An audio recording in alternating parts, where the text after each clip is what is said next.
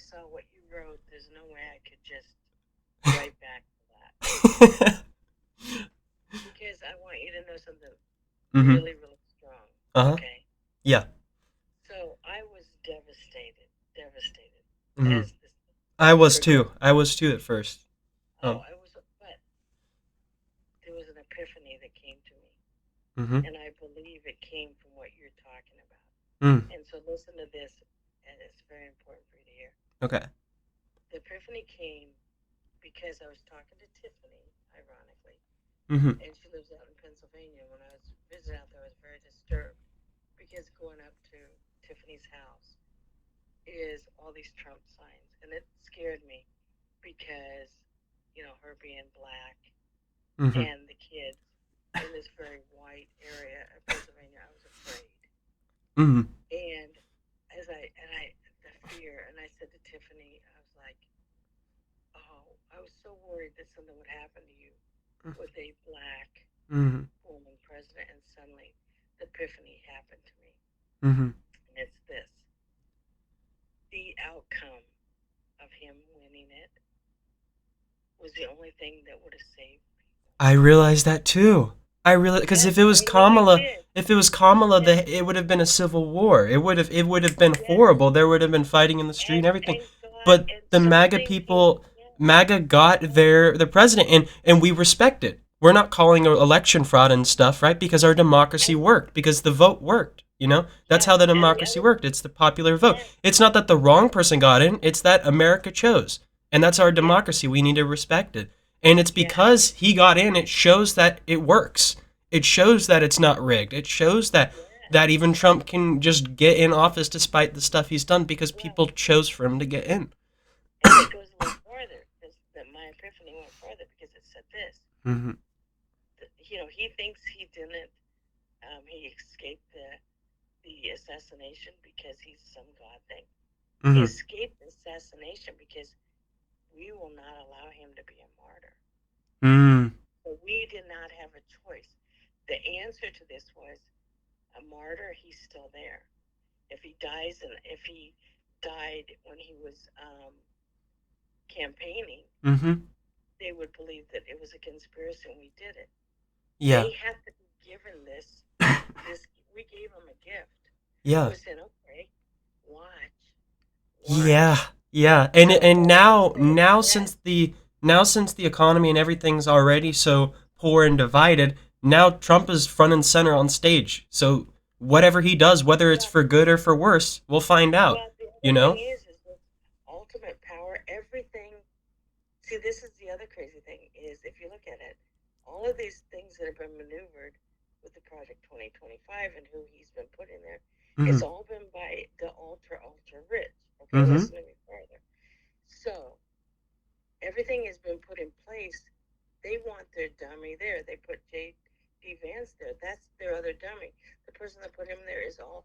So the ultra rich want this Yeah, exact. They because want the they division. want they want to put down transgender. They want to put down everybody, Mm-hmm. women, everybody that Yep. is not in the mold of the white man. Yeah. But you know what? The biggest thing is so they got ultimate power. They're gonna have the Senate. They're gonna have everything. And so these But men they that are don't have the elected, power of our voices as a collective no. people. But the best thing is the ones that know this. Mm-hmm.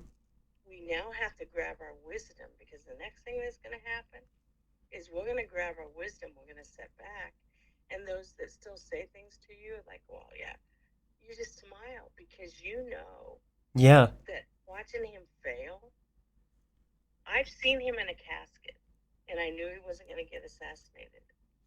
Mm-hmm. The casket is the only true death is to watch him truly fail. Mm. Very And the true. only truly fail was all these people, you know, they all believed it. But there's more to that because, on the day of election, Elon Musk uh, had $32 billion. Yeah.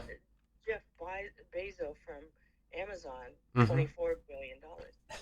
Even Aaron's like going crazy. Oh, crypto's going nuts. I go, oh, Aaron, it's the bubble. Wait, Mm-hmm. because what's happening is Putin also has um, a lot of damage on Elon Musk because they got him drunk in Russia, which is what they did to Trump. There's a lot of stuff in play right now. I guarantee that we have to be patient, buckle down. Mm-hmm. And this is the other thing. And the I'm truth on comes out Threads. eventually, Yeah. It always And I'm comes out. also on Threads. Get on Threads because Threads, you'll find your home. Mm. Russ, have you been on Threads yet? I used it when it first came out, but I haven't used it Oh, since. oh no! Now they are. You would not believe how they are getting together. And they're all figuring this out. Some of these little Mm. things have been coming out. Threads of what put me through the last 2 days. That's awesome. Yeah, no, But I'll have to check out that spot as well. when I got past my epiphany, I realized, oh my God, I realized then I still had anger that would pop up. Mm-hmm. And then I go on Threads and it's like I can just anonymously put things, but then I realized, Mm-hmm. oh my God, you have a place. You have a place. Trust your judgment. Yep. Trust this. This is a process, and the people that believe in this know that it's also kind of like part of the universe plan. Yeah. Okay, you know what? You're gonna get tested now, but we believe in you. Exactly. And Yeah, because the thing is that the message, the truth of love, unconditional love for yourself and mm, everyone else, this the same message that people like Jesus or the Buddha or Muhammad, all these different people are speaking the same thing. Like I wrote in the text I sent you, it's the same kind of saying. It's an unchanging truth in a very yeah, changing world. The truths never yeah, change, but the world, the people, our hobbies, our trends, they all are constantly changing every second. So we have to flow with change towards a future that is completely built upon and realizing of and open about this undying, unbreakable truth. Like yeah, even if there is no one else like us alive, right? Say for example, if Hitler rose to power back when he originally did it, right, and he took over the world. Say for example, they burned all the books, they got rid of all the history ever of all these past things, even like the Bible and stuff. Say for example, all of history was wiped and they got rid of everything.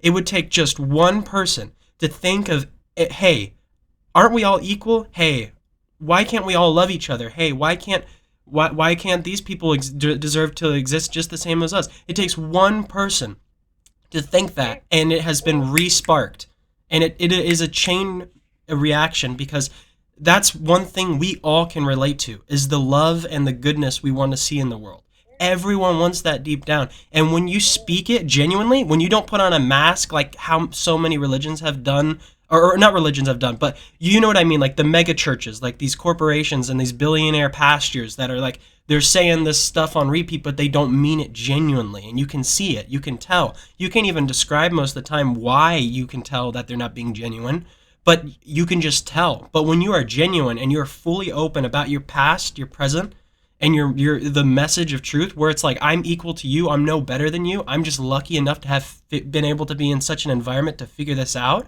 you know, and I'm just as my duty of a person with a mind, we all have a mind, we all are able to pursue logic, pursue this critical, thinking and this truth, this ultimate truth, which is love. That's something that no other animal can seemingly do the way we do it. Because we can, although animals can act out of this goodness, we can be aware of it. We can be aware of the concept of it, the idea of it, the truth of it, and like spread it, in so many different ways. Like it's. well, it's like Yeah. Quintet. It's like when I told you wisdom is the product of uncultured thought. Yeah, wisdom is the It product of comes uncultured thought. Yep. it all comes from that that thing that if you're in the right vibration you tap into, Mm-hmm. which is the universal code, Mm-hmm. which is Quintet, the quantum universal. And that's what and there are few that have got it. I mean, I don't know if everybody calls it Quintet. I don't know if everybody gets a different answer or that, but when you've been lucky enough to tap into this stuff, Mm-hmm. see, because I'll tell you what started happening.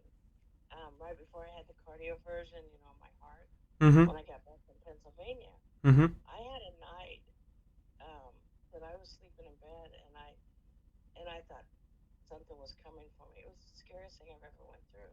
Mm. Of course, when I told you about it, I went and I talked through it. Well, now what I realized is what I was so full of hope and believing because it was so easy to get. I had actually Mm-hmm. met Kamala, who she is a wonderful person, and Mm-hmm. she, just meeting her, hugging her, that I had physically, I thought everybody else would physically see what I did. Mm-hmm. So I really wanted to believe it, but deep down, I was still getting these messages says, "Well, Trump's going to win," and I pushed it out of my thing. And then everybody, I would since March, I've been getting the same saying, "We're Mm-hmm. in for a bumpy ride." I pushed it away. Mm-hmm. So this thing that actually came out was me saying, "You're not listening to yourself." Mm-hmm. And so when I went in the dream and I actually talked to myself in the dream, "Well, you've got to stop sending this at me." I still didn't know what it was about. Mm-hmm. And then when the election, then when I saw that there is darkness coming towards us, and I have to figure out how to overcome it, Mm-hmm. I realized that I can't. This was written into the fabric of what we have to go through, Absolutely. and I think some of it is also we're being punished for it because we got that little bit that was trying to teach us something when we got COVID of Mm-hmm. of like, listen, this is serious. Serious shit can happen, Yeah. and everybody got amnesia within 2 years afterwards. And they got mad. They want this. They want that. Mm-hmm. And I'm like, oh my god, we're gonna get more. That's what I believe. Why we're seeing more climate change. It's not climate change. It's universe change. Mm-hmm. And why we're seeing more of that is they have to up the ante for the people that aren't listening. Yeah.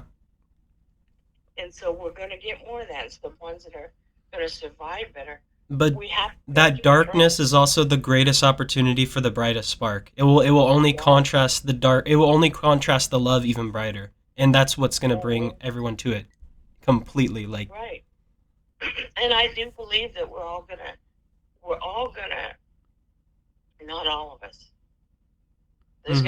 There's gonna be Yeah, bumps. because you have to choose as an individual. You can't be forced to follow it or to, like go to the truth of love and stuff. That's what everyone's all trying to figure out in their life is the same thing that has always been in our face. The universe and everything and ourselves and each other have always been telling us, like not consciously but unconsciously, like it's woven into the fabric of everything. That everything's Well, equal, everything's interconnected. And yeah. to be anything is the most absurd, crazy, ridiculous thing ever, and that is precisely why it is the most beautiful we can possibly ever imagine or comprehend Hmm. or define. It is to be undefinable. No words can ever capture the essence of any one thing, regardless of its size. Sorry, I'm Well, see, sick. this is the other Um, thing is one of the things when I went on one of my when I went on one of my things where yeah. I got like a universe, I call it like a little whisper, the universe when you get those little touches.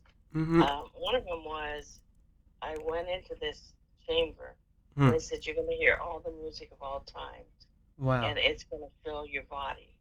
And I was able to hear it all at one time. Mm. And it was so magnificent. It was so mind altering. I couldn't tell everybody the next day.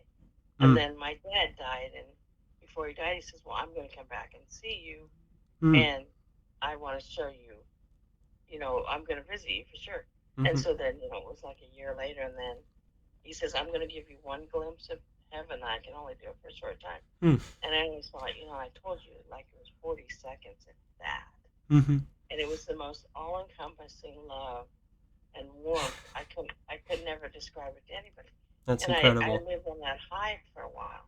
Mm-hmm. And so a lot of my journey of my dream writing and my dreams Mm-hmm. have been these touches of what I know is there, that little crack in the universe that they let you see, to let the ones that really can make a difference in people's life see. And I believe those are the people that see it. And Mm-hmm. you're one of them. And when you feel it and you know that you have all knowing. Nothing's dark. Nothing's bad. Mm-hmm. It it is the most harmony music you've ever heard in your life. It's the most beautiful love you've ever experienced. Mm-hmm. And holding it is hard because we have to go through day to day life Yeah, that's and definitely things the. like that. I was speaking with my friend last night because I basically called him up at like 2 in the morning because he was online, and I'm like, okay, hey, I want to talk to you about something, right? And so we talked for like literally 3 hours. Like I barely got any sleep last night. I didn't go to sleep until 11 a.m. because I was so passionate about the stuff Yeah, and posting it and everything. And what I was saying to my friend was how it's like the big issue. Well, it's not an issue because that's another thing as well. All our problems are caused by us, and no one's intrinsically evil. No one is. There's no villains in life. There's only lost mm, souls, and they're trying to find their way back to yeah, the stillness, to the peace, exactly. And and there's no real and, devil. exactly, Everybody exactly. believes, yeah, The devil is simply the personification of the absence of love. That exactly. is And what so we're we all think bad is, and striving, everything. That's exactly what it is. It's the absence of our decision to choose love, the undying truth and that is always there. we're striving to see that little picture that my dad. Do you know how many days I would like to really see that picture again that my dad showed me of ultimate love? How many? No, but and so very few people really understand how big a magnitude it is, Hmm. except the few that have just. I mean, and that's why I'm very happy that he showed it to me. And I mean, we all have. I don't know. I know that Dad and I's.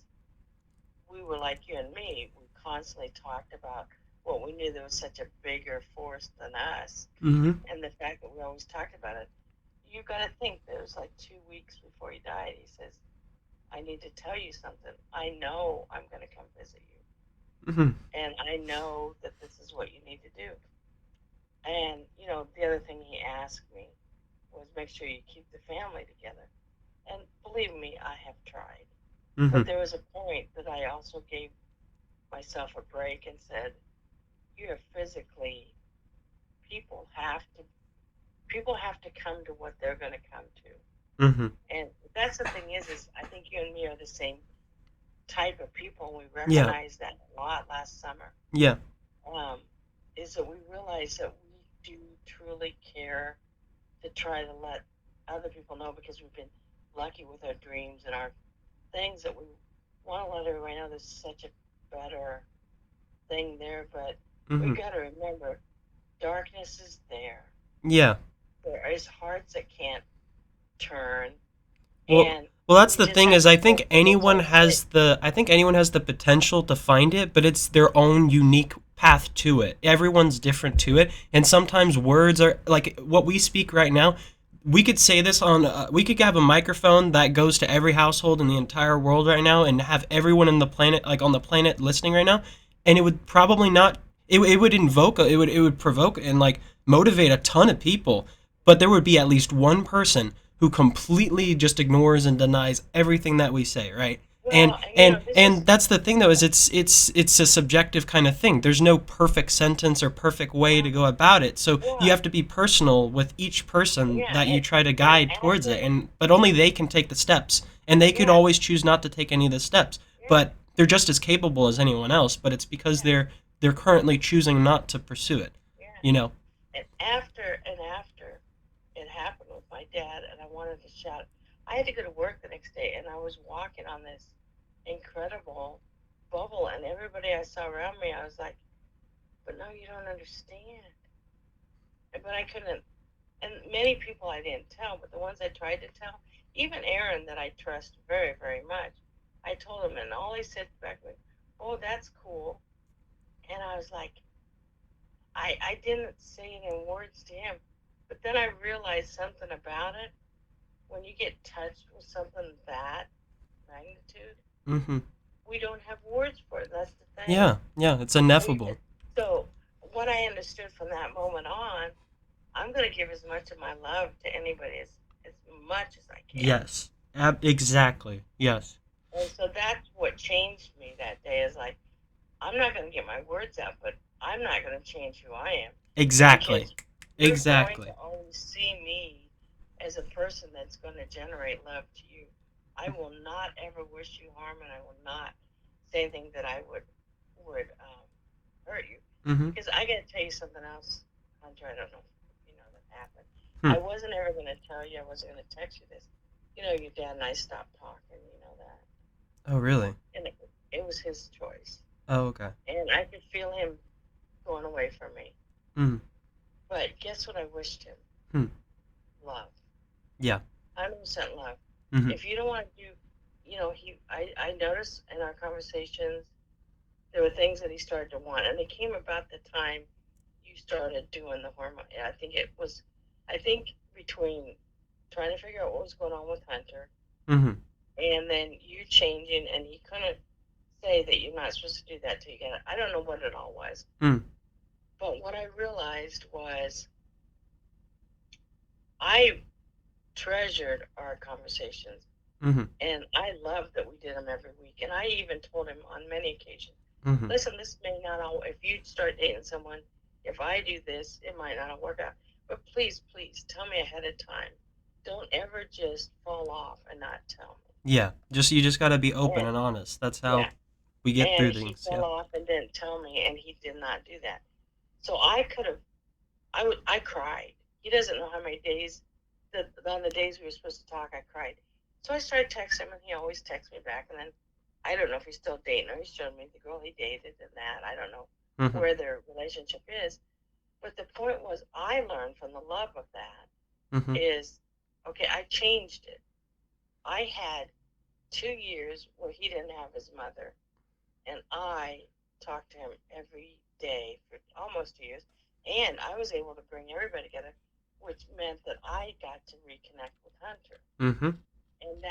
and I tried with the other boys, but it wasn't the strongest connection as it was with me and Hunter. Mm-hmm. I love him dearly, but Hunter and I needed a different connection. Mm-hmm. So what I realized is I love my brother very much. If he doesn't need to hear me talk that's fine. Mm-hmm. That I'm here for him anyway. Mm-hmm. That luckily he still responds to my text.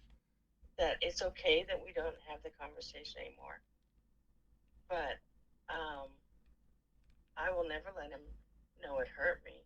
And I always support him because that's what someone that loves someone does. Mm-hmm. But I also believe that some of us having the conversation and bringing us all together was I was really, really supposed to be in your life. Mm-hmm. Absolutely. And also same to you, of course, as well. You know, And like. I'm glad that I think I meant something to Trevor at the time, and Trevor and I were responding, and we've drifted off, and that's what families do. I mean, I'm still trying with all of them. Mm-hmm. I'm still in contact with every family member, Yeah. and if I text, I mean, Trevor has still texted me many times, Mm-hmm. and if I text him tomorrow, he'll text back, "I love you." And oh, and also speaking of that as well, Aunt Jackie. So you know, sorry, on my mom's side, most majority of people are incredibly religious and Republican right now, right? You know, Oh, so terribly hard, yeah. but the thing is though, after I sent you that message, you know who I sent it to afterwards? Ooh, One of my aunts on that side, who I hadn't spoken to like or reached out to in probably like a year, because wow. I had told them as well the same things I told you about like the transitioning stuff as well, Mm-hmm. and then they basically blamed it all on like trauma and that I don't understand myself, you know. But then Yeah. after a year of reflection, I fully like came back and I said that message as well, and then I also said, here I want you here I can read it off to you if you want. It's Yeah, kind of a yeah. lot, but No, so that's okay. so basically, what this is what I wrote to them. I said, I also wanted to let you know over the past year or so since I first came out to you, I have come to terms with my past, my trauma, and my transsexual thoughts. I still identify as transgender or genderless in the same way I am gay, for I have always been far more resonant with the feminine side of life. I cannot change those, and in middle school, I still recall crying and praying every night for God to make me straight, or at least asexual, so I wouldn't be sent to hell. But that already was hell, the hell of not loving myself and accepting what can't be controlled and controlling what I can. The very same thing the serenity prayer mom used to recite to us speaks on. You do not need to respect or agree or even refer to me as anything other than what you already do, but I respect you and wish to share you fully my open and honest truths and acceptance. I love you so much, and I'm glad you are in my life. Let's try and unite ourselves again in this country. And then I also said, furthermore, going off of this, if you would like to, I invite you to read the study conducted in 2002 and also in the 90s, long before LGBT could even become a trend. And it was the same kind of things I sent you that were like the different studies talking Right. about the stria terminalis and stuff and how it extends into, very likely extends into adulthood. And there's a lot of evidence that points to that, you know? And then I said, in the same way in which Christianity resonates with you, more with you than it has for me, despite our equal appreciation of the word and truth of unconditional love, it is the same for all other life experiences and the uncontrollable factors that exist within our world and our physical bodies. This is but another one of those things. I hope that you will see my perspective as I will do for you, regardless, as this is how that we bridge the gap, this gap of ignorance of each other's views, and come together again. And then yeah, they basically said that I do respect you in your decisions. I may not always agree, but as you said, but will love and respect you no matter what. And it was, and then from there, the conversation was very, very bright and like far more happy than I could ever see. Like myself, like 6 months ago, seeing ever speaking with them again. You know. Well, Um. that's good. So it's yeah, That's no, it's good. awesome, and that's the thing. So like, because I didn't really feel that for like a lot of my family. Like I didn't feel the connection that like I have with you or like my dad or mom. You know, because but the main reason why is just like we live so far and I don't get to talk that often. You know, and it takes initiation and especially on my part to like reach out because had I not reached out, we would not be talking right now. You know. But it's because when I come to be in these moments of realization and epiphany like this, and when my passion strikes for especially those that like are in my life and people who care about me, even though I don't really have speaking to them like at all that much, you know, that makes me want to reach out to them. So the same kind of thing you're talking about, where it's like you yourself have that duty of keeping the family together. That's what I feel now too. Like it's all of us, but we just have to wake up to it. You know, we each have to hold each other together. You know, that's like the Oh, ultimate way to be. well, and the toughest thing right now is Mm-hmm. Erica, my daughter. Mm-hmm. Um, thinks Tucker Carlson is the best thing that's walking on water. Mm-hmm. She believes that vaccines cause us all autism. Mm-hmm. She is excited about RFK. Mm-hmm. When I put a picture of Kamala on my thing and said vote on Facebook, she says, "Well, agree to disagree." And then she started this whole chain where people just degraded me throughout. Mm-hmm. For well, women, I wouldn't just vote for a woman to be a woman.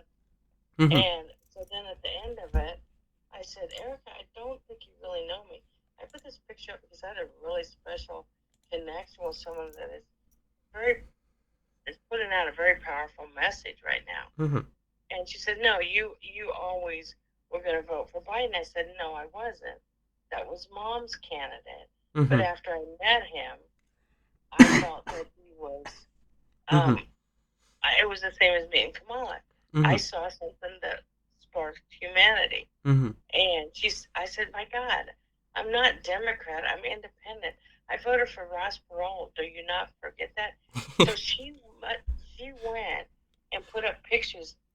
She kept pictures of when she had voted for Ross Perot in her Mm-hmm. handwriting Mm-hmm. when she was 8, and she put it on Facebook. And I said, honey, politics aside, I always I always choose you. Yeah, exact. And then she That's said, the I love whole you point of too. it is that we're And divided that's what I because we're tried to yeah explain we're to her. caught This up. is not Yeah. it was not a politic thing. And it's like if you thought this was politics, and even this other woman that just put on and on about it, I said, if anybody knows me, they know why I put that picture up. Mm-hmm. It's because I had a genuine connection with another human being that happens to be very famous Yeah. running for president. But what the picture was trying to show you is I know that there's a really good person there. I'm not asking you to vote. I don't care Yeah. who you vote for. Yeah. I got tons of, and you know what I did after the election? I took all of that down. Mm. I took it all down because what I decided is Yeah. this isn't the time. The, the next general conversations will come for the people that are so hardened and so believe he's their savior Mm-hmm. will come at another time. Mm-hmm. So what I'm going to put out is joy. Exactly. And she even put on there, the one of them even put on there, I didn't even think this was going to create this much drama because it was, Mm-hmm. the funny thing is I posted it 4 years ago when she was vice president. Mm-hmm. This was that picture. And they, it was just a memory. I didn't say vote. I didn't say anything. I said, oh, this popped up in my memory. So they were the ones that the angst that grabbed the hostility. Mm-hmm. I wasn't telling anybody who to vote. And Erica says, well, when you posted something like that with the climate, no, the climate is you guys' climate. I've never done that. If you look at my post and who I am, it's flowers, it's peace, it's love. Mm-hmm. I'm not the angst poster. I'm not the person that is trying to give you an alternative view of anything. My message has always been trust the universe, trust yourself. But until you guys are ready to listen to it, I will be the one that will sit back, and my wisdom will take you through the burnout Trump days. And that's what I believe. Mm-hmm.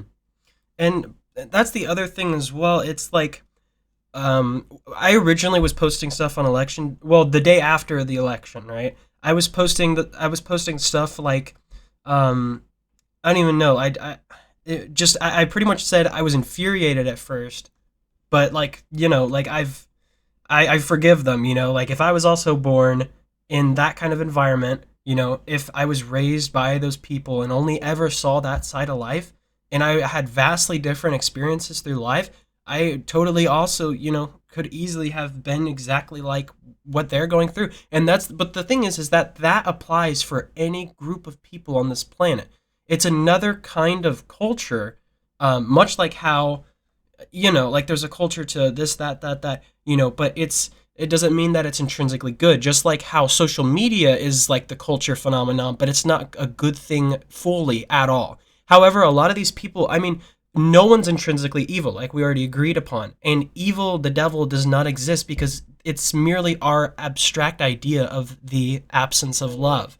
And that's the thing is it's like these people are a lot of them, I would say like 99% of MAGA are genuinely good people at heart, but they don't see our perspective. They don't see our side of it. And we, at the same time, though, because I mean, objectively speaking, at least from my experience and all the different things in January 6th and the Supreme Court ruling of Trump v. USA, where they say that a president can basically get like not punished for any criminal like actions. They can't be punished as like for criminal prosecution or whatever the hell, so like really dictator type shit, because that's in Kyrgyzstan or Kazakhstan, Turkmenistan. They all have that in their constitution and their dictatorships, right? They have the same thing that they ruled in October 2023 in our Supreme Court, because all this stuff. So all that to say, one side is at least logically speaking way worse than the other in terms of that, but as people, we all want the same goodness. We all want the same love in the world.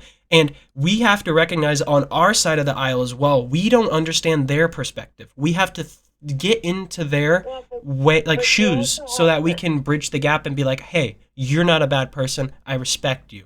Let's try and figure this out. And because both parties as well, and especially with the way that MAGA and I mean both sides of the aisle as well, there's a lot of bias, obviously. There's a lot of bias, and that bias, even though if our side is way more logical and etc., that also still leaves room for corruption or division, because us speaking like this and stuff, like calling people a Nazi, no one wants to be called that, and so it's only going to divide people further. You can point at someone and say the worst thing ever, and it could be true that they act like that, but they're not intrinsically some monster. And anyway, if someone called me a monster, I'm like, I mean, if I wasn't in the state of mind I am right now, I'd be like, what the fuck, dude? You don't know me at all. That's exactly what I would say, regardless of what party, regardless of what ethnicity I am, or whatever I'm for, who I voted for, or what country I am in. It would be the same response. It's like you only know 0.00001% of my life. You don't know the full me. Only I know the full me. And we got to see that in each other. That's the number one thing, because the biggest enemy is not Trump, it's not MAGA, it's not JD Vance, it's this division. It's this hatred and this inability to see each other's perspectives. And that's what makes the hate build and Yeah. build and build. But honey, one of the things I really, really want you to, this is something I've thought about, and this is another reason I want to call. Hmm. As we go through this bumpiness, Mm-hmm. it's going to be very important for you to still do all that you're doing about reaching out. Yes. But you have to remember Mm-hmm. that Project 2025 is directed at exactly you. I know. Their fear, their fear. And you got to also remember this really is coming more from, I still believe there's still a more older version, older people Mm-hmm. that don't want change. So there's still a proximity of the people who put out Project 2025. Unfortunately, Mm-hmm. most of them are all over 60 years old. The 60 to 80-year-old um, group, I'm nervous about Mm-hmm. what of all the things that they put in it. I still want you because I love you and I'm gonna always try to protect you as much as possible. Mm-hmm. That we can show our love and we can do whatever we need. But because the ride is gonna be pretty bumpy, Mm-hmm. you gotta remember some of these are also gonna get very angry as they see that the thing And didn't but work. that's the thing though, is that pretty much literally all of my friends are on the exact same train as me. So we're not alone. That's the thing, is that there are millions upon millions of people that are thinking like Yeah, but we are right now. But I'm in worried about that's hate crimes yeah, I know, and hate because crimes and stuff. But that's the thing, though, is that even if they do something like that against me, right? How do you think they? How surprised do you think they would be if I in turn go like, I don't hate you, I forgive you, like kill them yeah, with but honey, you're kindness, not. because You may not get that choice. Like for that's instance, true. Yeah, I could just get shot that's in the face and not be able to say it back, But right. that's the thing, though, is that because it Well, is targeted at all of these, directly at people like me, yeah. that is all the more reason we need to speak up now more than ever No, and and make it I aware. want you to, Hmm. but all of these horrible, horrible ads that came out Yeah. are so trans. I mean, I got physically sick Hmm. watching some of the. Well, the stupid thing is like, oh, you're gonna send your kid to school as a boy and he's Yeah. gonna come home as Mary. Jesus Christ! I mean, we have to pay for field trips. Are you gonna say the schools are suddenly uh, paying for sex changes? You understand? I mean, the stupidity of the ads Yeah. are feeding into the But people stupidity. don't critically think when they see it because of the bias they have, and we have to break down the bias. So it's just. Oh, but some of it, I mean, some of it, it's a wonder that I did stay sane because, see, this is the other problem with me, even though I have a lot of love in my heart and that. Hmm. See, there is, remember, there is still a little bit of crazy Jackie. Uh, yeah. And, and that, luckily, you haven't seen some of my responses on threads Yeah. because I have called the idiots that voted for him the fox addicted Kool Aid. I mean, Kool Aid drinking. Yeah, I mean, I had to do a little bit of that to get to the saneness because I knew it was Yeah, completely you no had to one would vent. think that Yeah, I you had to. was. Yeah. No, I Yeah, totally get it. I I picked was the someone that same. said I was the same something. way the first Yeah. day. But sorry, I didn't mean to Oh cut you yeah, off.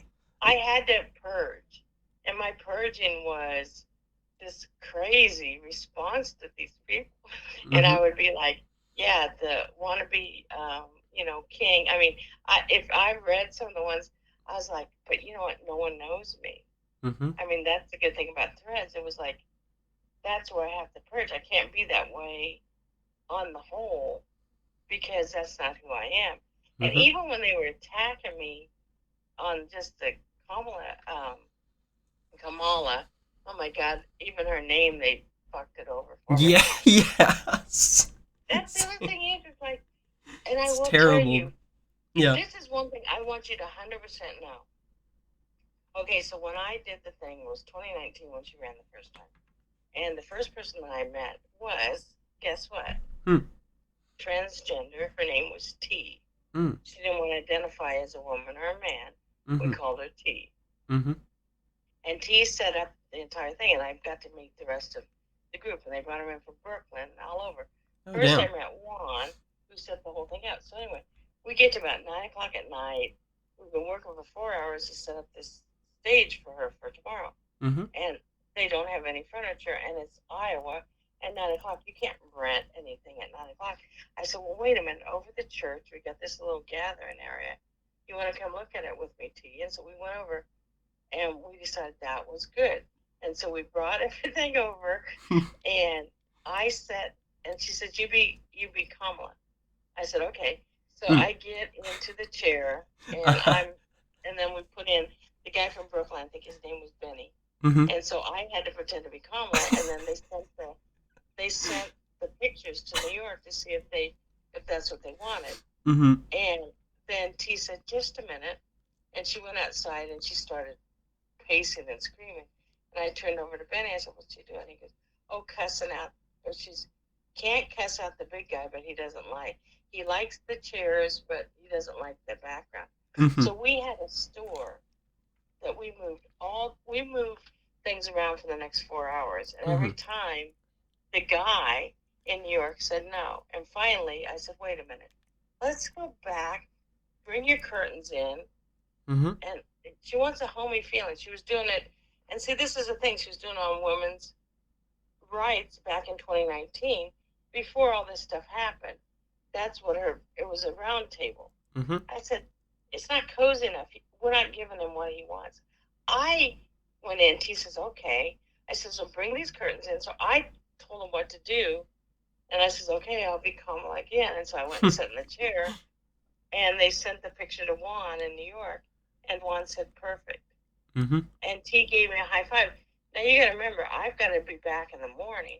Yeah. And I just helped her team figure all this shit out. And we're having this big event with CNN and everybody coming. Mm-hmm. So she high fived me. It's like 11:30 at night. She goes, "Oh my God, we gotta make this all work." And I Mm-hmm. helped them order donuts. I mean, the whole thing. So anyway, so then we come and all. Then the press comes, and then I see what a big deal this is, Mm-hmm. and everything, and the music and everything. It's like everything changes in an instant, and I see what the team really puts on. So anyway, T comes to me, right? She says, "You can come out and watch her speak." She Mm-hmm. says, "But listen, I told Kamala what you did last night, and she wants to meet you afterwards." I go, "Oh, Oh yeah. cool." So she says, so then everything happens. So then they take me upstairs, and there's nobody there. So I'm just sitting there going through my phone waiting. And this huge man comes out. That's her bodyguard. Mm-hmm. And then she's a very small woman, Mm-hmm. really, Yeah. comes out, and she walks straight over to me, and she hugs me. Aw. And she says, "You saved the day." And she did that little laugh. And That's then she awesome. held my hand. And then I said, well, your staff, I mean, this has been a wonderful experience. I'm glad that I saved the day for you. And then she says, I said, it's a joy to meet you. And she said, it's really nice meeting you. So Mm-hmm. we took our pictures. She really is a very warm person. I still believe she's still something we're going to see through our lives. She's still young. Yeah.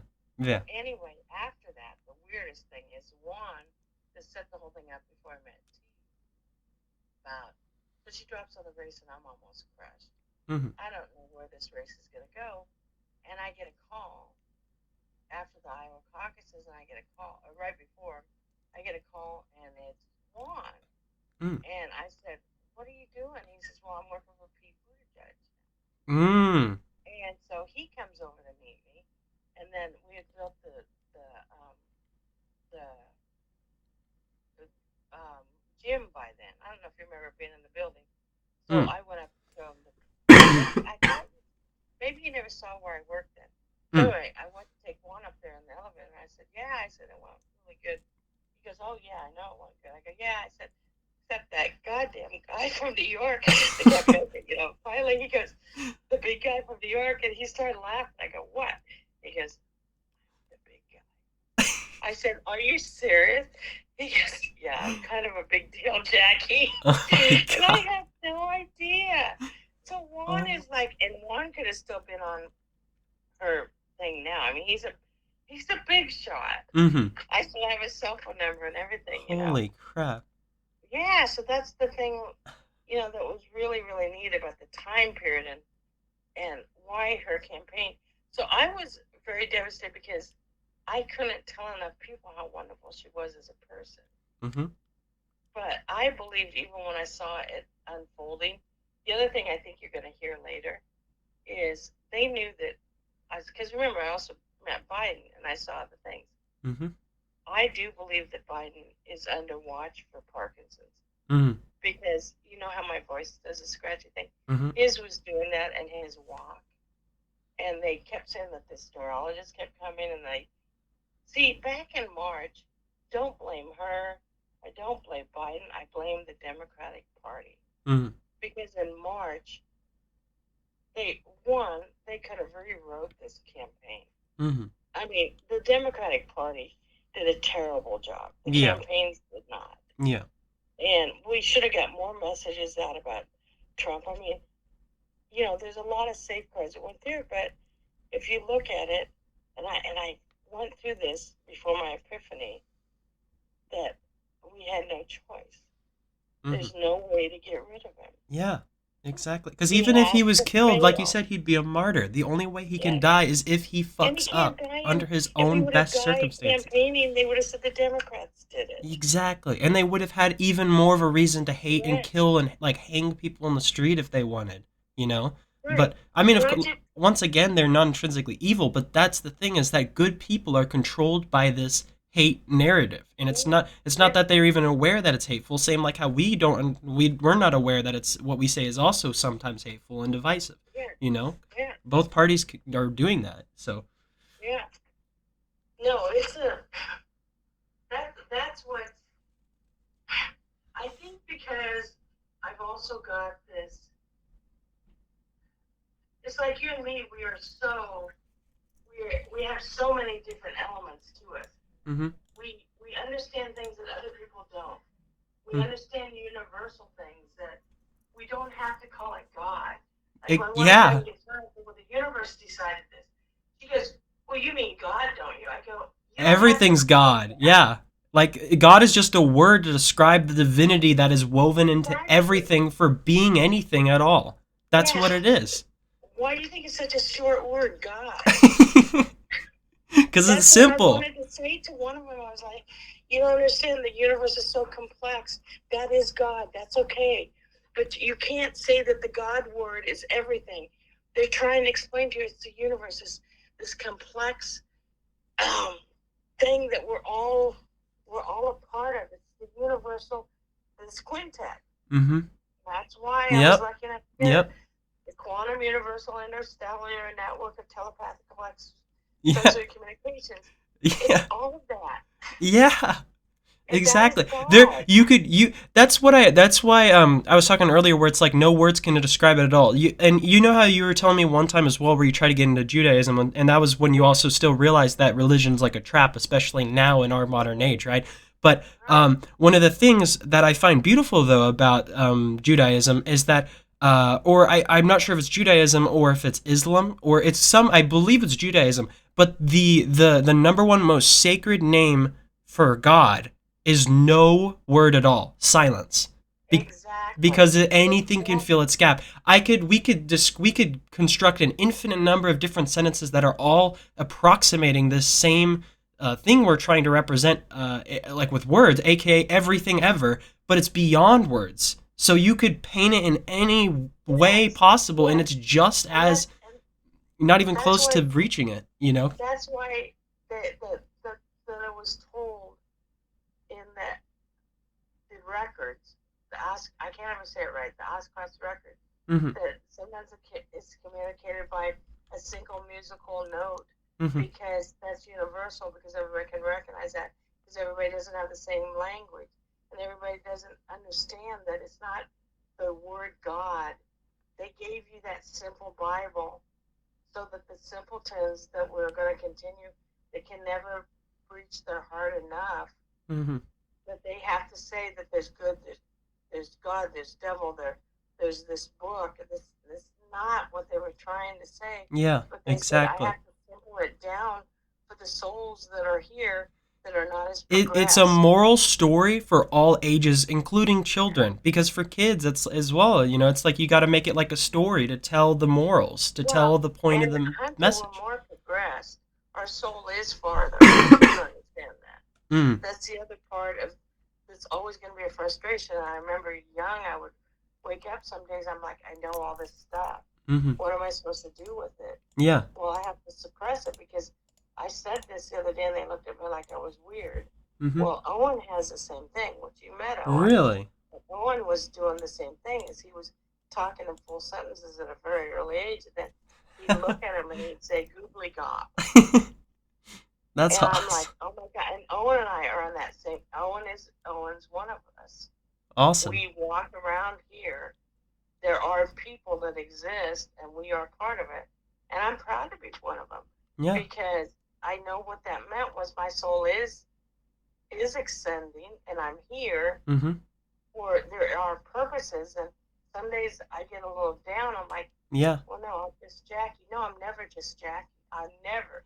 You're Oh never my just god, I literally wrote something exactly like that in my journal, like near almost exactly what you just said, where and I say it to like a lot of my friends as well, because I mean, just like how you're also passionate and saying all these stories and telling all this stuff in love, it's the same way for me as well with like even brand new strangers. Like that's how I made a lot of friends recently, because I've gone to raves and stuff, and I'll literally just be full on open. Like there was this one dude who like I met at a party, and he was like, "Dude, I thought your dancing was so dope on stage. I love your costume." I'm like, "Oh yeah," and he started telling me that he makes guitars. Next thing we know, we're walking down to downtown with three other people, including one of my friends I've known since first grade, and we're walking for 30 minutes to go to this super like crazy condensed like party street on Halloween night. By the way, this was on Halloween. And then I'm like fully dumping out. I'm like, oh yeah. So the reason why I don't drink is because it's out of respect for my mom, because she passed away, because she had liver failure. Like I'm fully open, and I'm like not even holding back, and I'm not like scared or sad or anything. I'm like, this is reality. This is open. This is what I've learned. Isn't it cool that we can learn stuff in life? Like, and they fully get it as well. What's so awesome is that there's so many people my age, especially thanks to I think especially the internet, that more and more people are educated, more and more people have access to education and information where they can use it to do their own critical thought and come to what we've come to now. What yeah. we've already Well, come to. everybody says that I know everybody no matter where I'm at. Mm-hmm. And Because I can always connect with sorry, one more thing. I forgot the whole point and the reason why I was saying oh that. yeah, yeah, I say to people like that, even strangers and my friends, it's never just. It's never just this or yeah, just that. Everything is everything. Period. yeah, Everything is infinitely deep, and there no amount of words can ever capture it. It's fully yeah, free, and it's woven in this universal unconditional love because of how beautiful it is. Because that's the thing, yeah, is that there's not some god or all creator. Even if the first thing ever, like listen as well, if the first thing ever, let's say that it's exactly what like the Bible says, right? Say the very first thing ever is God, and they're outside of time, and everything stems from God. By logic, to say something happened without a cause is contradictory. If God mm, happens, right, if God exists at all, that seems to indicate that God had to be changed from nothingness itself to be anything too. That's the same as us. Before we were born, and I mean, if God's like the sum of everything, how are you to ever know that you are the summit of everything? What if you were created by something else? You can't even understand that, because it's impossible to understand that. Because mm, even if you understood that there was an infinite chain of gods that made the ultimate God, that our number one God or whatever thinks that they are, if they understood this knowledge, then now they're not the number one God, right? So now well, it's like the knowledge, yeah, the only knowledge they could have is that they came from nothingness, right? And it's the yeah, same as us, because even if they thought there was a chain of infinite gods and gods and gods and gods, then you can also be like, okay, what made this infinite chain of gods and gods and gods and gods? And then that's another thing they don't know. There's always going to be, you can't know everything ever. And that's the greatest gift ever, because we all share in that, like not knowing everything. We all share in that. It's so infinite, it's so well, absurd and beautiful and incredible, but there's these truths that we can find, these undying truths that are woven into the very essence of what it means to be anything, anything Well, that is just as ineffable and undescribable as anything else, regardless of whether or not it's an intelligent life or it's like mud or something, it could be anything. And any other kind of way we think of value is entirely subjective and constructed and arbitrary throughout our history as a people, because we change, we flow, we are change itself, aware of itself. We're evolution aware of itself. And evolution in nature is not just tied to living things, but all else that even allowed living things to exist in the first place. We are the natural flow. Everything is nature. Everything is the flow of this change, and we are the change aware of itself. And that is like the craziest, most incredible gift to ever be a part of, because we're forged by everything else, and everything's a gift to us. Our whole lives, everything that we are made, we build off of everything else, and then we are a gift back to everything else in return by well, simply being anything. and have you ever went on this one? So I Mm, was reading Shirley MacLaine when I was starting to really understand more parts of all of this and mm-hmm. the universe and how things work. And during this time, one of the things they were teaching is like um, our universe is a manifested of what we manifest. It's not real. Uh-huh. It's not concrete. I'm Yeah. like, how could that ever be? I was walking out at mom and dad's. I was walking down the road, and Mm-hmm. as I was starting to walk, I was thinking of that. And all of a sudden, it does what I have seen many times, which I see lots of points of light when I feel like letting the Mm-hmm. universe kind of come to me more often. Mm-hmm. And when I did, and suddenly as I was walking, I realized that the place under my feet wasn't as strong, and I started to look around, and everything around me was getting more sparkly lights. And I'm like, Mm-hmm. that quickly, this image of what I see could disappear, Mm-hmm. and that's what real time is. Yeah.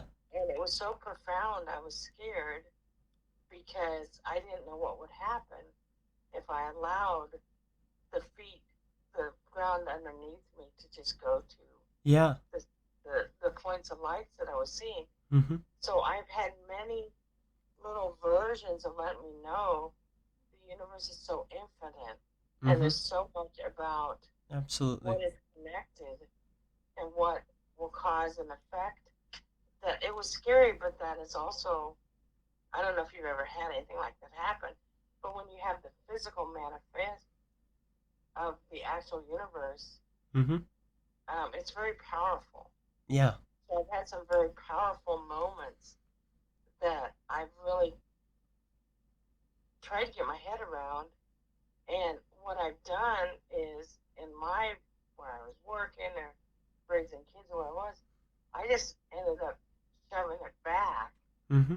because there wasn't a place for it. Mm-hmm. Because there was nobody that I could sit and say, guess what just happened to me today? I think I probably came back in the house and Dad was there. And he says, what's wrong with you? I go, I had to really, I couldn't even tell my dad who we talked psychic stuff Mm-hmm. because it was too great. Yeah. So if we're lucky, we get these really, really great moments. Mm-hmm.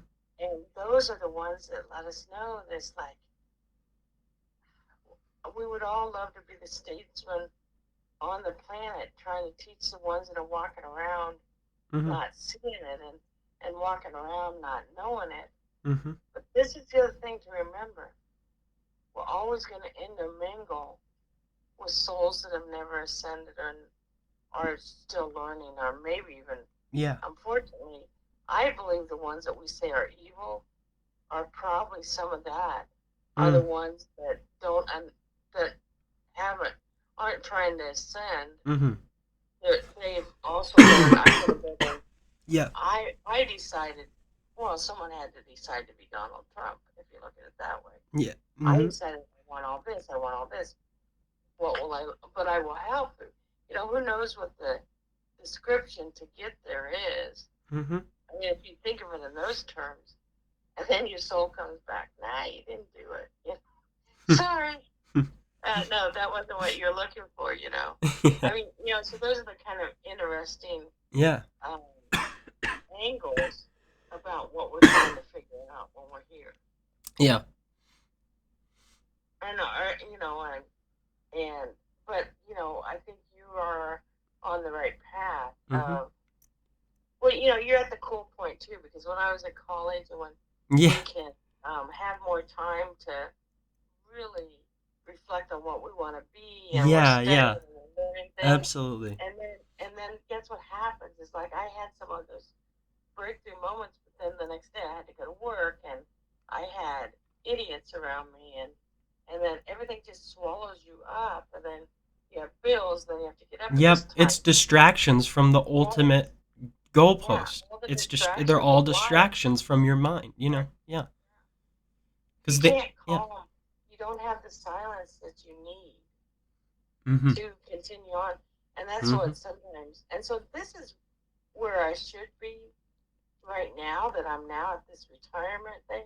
Mm-hmm. I think the problem has been for me about reaching where I want to be right now um, has been okay, the wounds of the past, Mm-hmm. the, uh, the grief of mom, Mm-hmm. the grief of people I've lost, the grief of not having a job, the grief of having even though I don't let it bring me down, I haven't fully understood how to grab the light again. Does that make sense? Absolutely. Yeah. And so I'm still, I mean, I really believe I'm still trying to be a really good person, Mm-hmm. but there's a part of me that's just like, well, and like I said, don't tell your dad we haven't talked. Mm-hmm. But there are little, because my life is a little bit more confined because I am home more. Mm-hmm. So these little things that I'm supposed to have see, I was supposed to have kept my family all together, and I didn't. Mm-hmm. And they're all more spread out. But Even what when it's we're about is doing that you Texas, tried. You trying yeah. your hardest. That's what it's for, and your Well, intentions. I'll You I'll know, tell you of love. tomorrow. I'm gonna just throw a picture up on New Group. Okay. Again, I was keeping that New Group really going. Mm-hmm. It takes those little things all the time, but I think, well, I think too, illness is another test of all of this. Mm-hmm. Because it wears you down. Yeah. It wears you down. I noticed that as well And because I mean you've heard me coughing throughout the call. Like yeah, I had the worst headache ever, and then it was on election day, right? I had like two headaches from the whole thing going on, and then the day after I'm still sick. So the day after I'm like, oh my god, like I just felt horrible. Like it messes with your head, you know. But yeah. it also I have a tiny challenges you imperfection. and Yeah, makes you even stronger. It yeah. makes you even more powerful in your thought because Mm, you're even more aligned with this love and overcoming even the physical discomfort of your body, the limitations of your body because your mind grows beyond it. So it's like you overcome this fear, you overcome this hate, you even overcome physical pain, you know, even though it very much so exists and you feel it, you don't let it control your mind. And it takes of course you can't just snap and just be like, "Oh yeah, of course now I'm just going to start magically just not even I'm just going to completely ignore like the pain stuff." But it's an incremental journey just like life itself. It's recursive. It's this same thing, the same journeying on every level in every single part of life because everything's changing all the time and everything's all a story, everything's a journey. There's there's no true beginning or end because there's no beginning, there is no end, there's only change. There's only change. well, and see, This the same yeah, thing as well because back to what I was saying earlier as well where it's like if a god existed they had to come from nothingness. The same thing is where change brought it changed them from nothing to something the same as us. It's change. Change, nothing, the nothingness, the everythingness, and the change between the two and through both of them is probably the truest definition I can give to God. It's everything, it's nothing, and it's the change and the contrast and the dance between the two extremes. And it's not controlled by anything. It's not like directed or anything. It simply is. It simply mhm. is, and it's the greatest gift. It simply is, and no one can probably ever know fully what the hell it originates from or what it is. you know? And even if we figured out we're in a simulation, the simulators would be in the same dilemma. Even if they were in another simulation for an infinite chain, we're all in the same dilemma of we don't know, like, this root is null. This root of nothingness breaks our brains because it's beyond logic. It's before logic. That's the thing, is it is Mm-hmm. before logic. And I think that's also the truest definition of free will. Because although a lot of these things can be predicted and calculated, and perhaps all of this is simply chemicals in our brain, but it's not simply just as we said before, because what are the chemicals? What are these things? What are the molecules, the atoms? And you keep going deeper and deeper and deeper and deeper, and that divinity is still there. The divinity is still there by simply being anything. And outside of time, because even time itself, outside of this flow of change, every moment is eternal and timeless. Outside of time, at least to that root in which basically spawn time, which seemingly would have a higher precedence over time itself.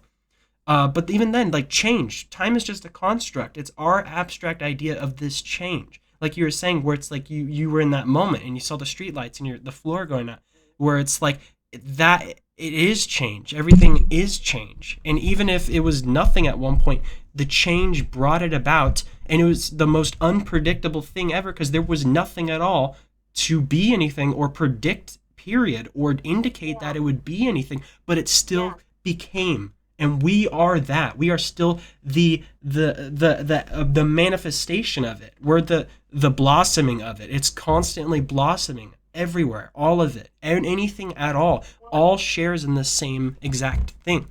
well, Um, have you read any parts of it, of the thing that the one the house that I manifest that I'm in, the couch that I'm sitting on talking to you?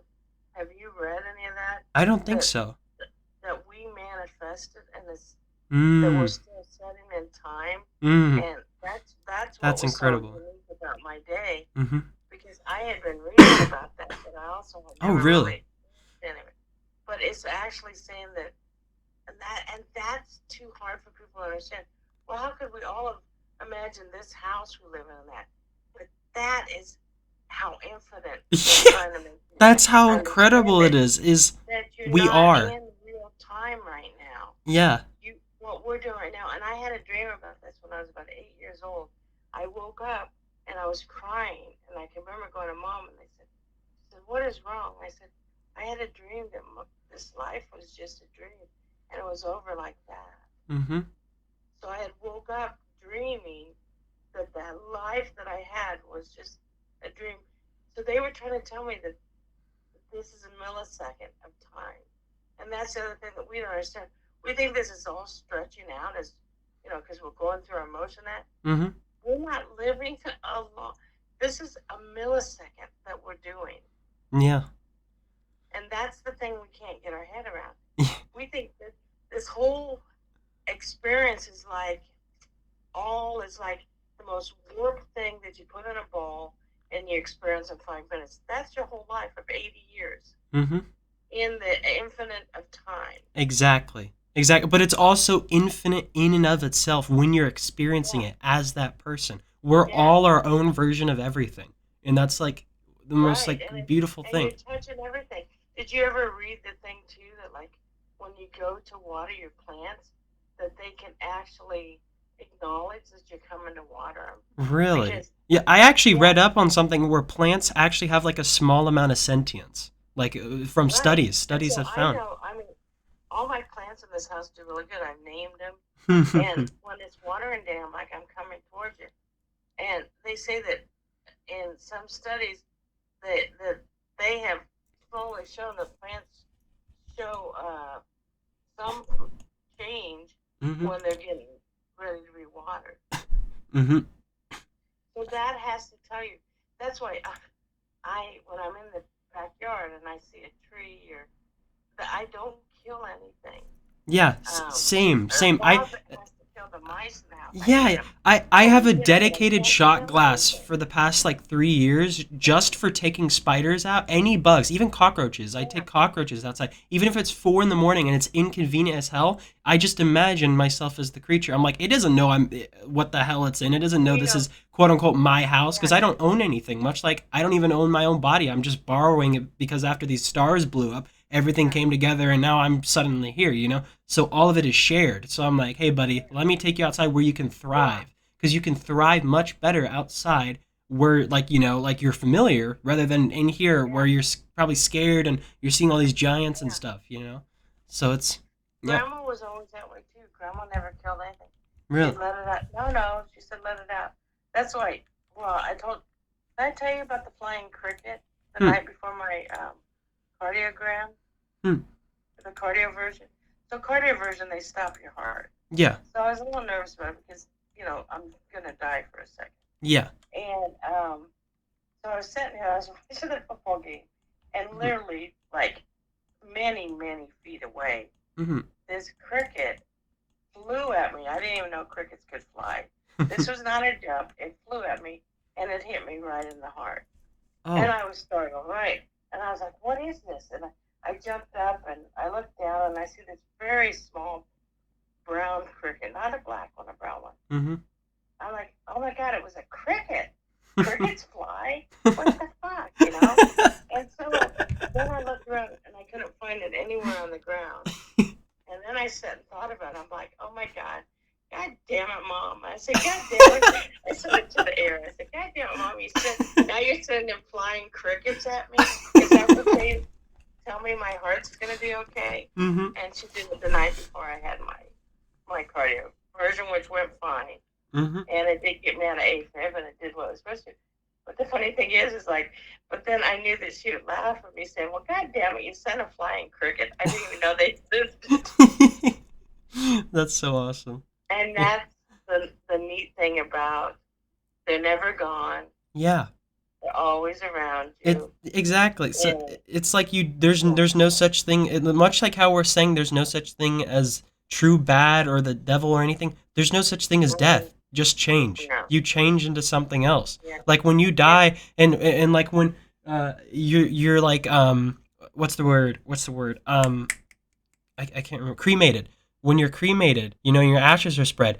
The plants, the animals, the dirt, the soil, the air, like you spread to all these other things, and you'll become a part of them. You'll be like you're a part of all these other things. Like yeah. much like how you already And are. that's what I always wanted to tell you that I identified with. Hmm. I do always identify. There's a female part of me that always identifies Yeah. that I've always there's a part of me I'm 100% straight in the fact I've always went that direct. That's not about what I'm saying. Hmm. What I have always identified with from my very early dreams of the one where I woke up and Hmm. I never identified that this was the body I picked. Yeah. I never identified. I identify me as a very strong, Yeah. tall man, Yeah. and I don't understand why people don't see it that way. So I feel sometimes I'm encumbered by being a short woman. That's not what I think that I'm projecting. Hmm. And so some of this was never about sexuality. Yeah. It was like I never felt that I was the person that was really in that body. Yeah. But And I that's how it understood is. that, That's how it is for me, but vice versa. yeah, Yeah. but I understood I was put in that body because I chose as a soul to ascend Hmm. that To I wanted to challenge go the through. the the Yeah, illusion of normality, to yeah. challenge the And I illusion think I of also chose, I concreteness. chose um, a body that, well, from 17 years old on, Hmm. I've had health problems my entire life. I also believe I chose that. Yeah. I chose that to learn. Hmm. I chose that to The ascend in a harder different way. stuff you go through, the Yeah. the more you will grow, the more experience, and the more you'll be able to relate to Mm-hmm. other people who have been, injustice in life and Mm-hmm. stuff. The more you'll be able to relate and show them that same path you took, but in their own way to love themselves Mm-hmm. and one another unconditionally, without restrictions, completely free.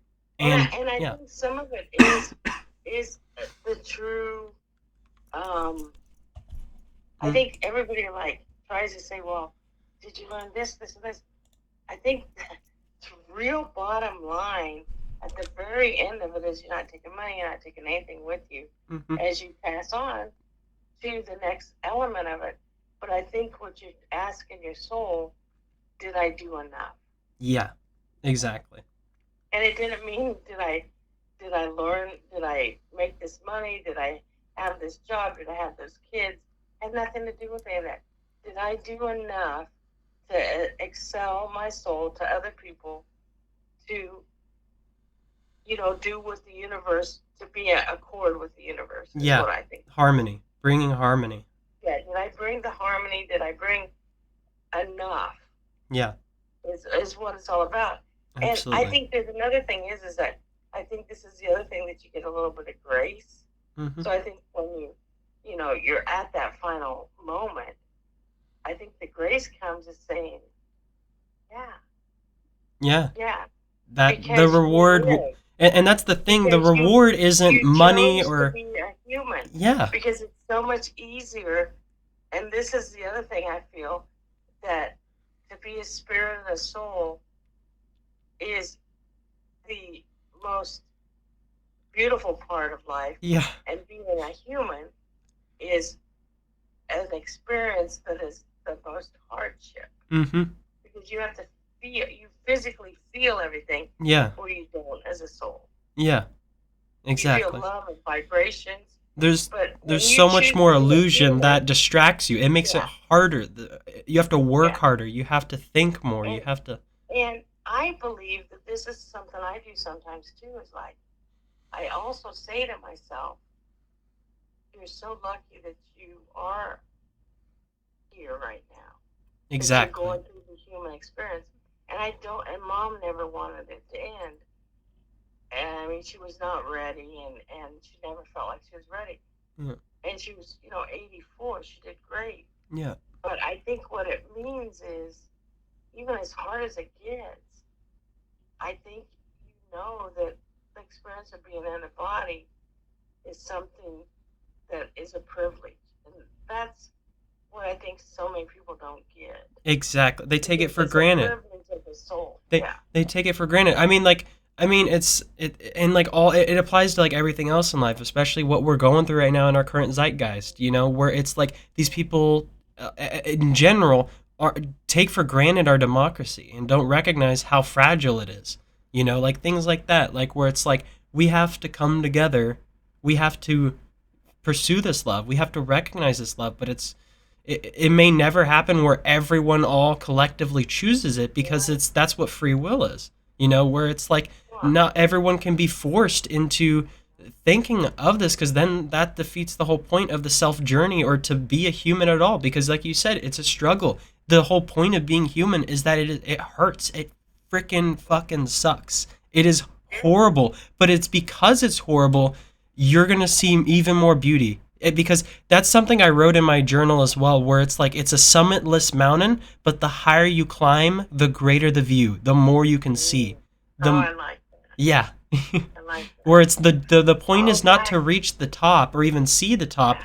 but to climb, to act in that way, to pursue it, Right. even if there's no reward, because the reward is itself. That experience itself is the reward. And there was someone, one of my friends I actually met at the rave.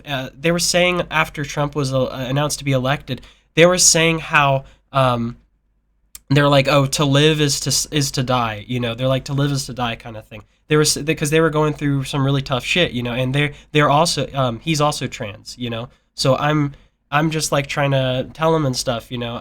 What I said to him was, okay, imagine you've arrived at like you're at the beginning of a hiking trail, right?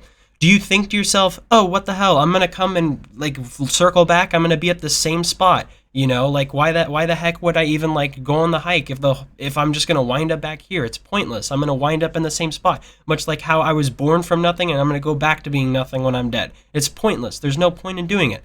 But no, you go on a hike for the journey, for the experience. You think to yourself, oh, what incredible things I might see.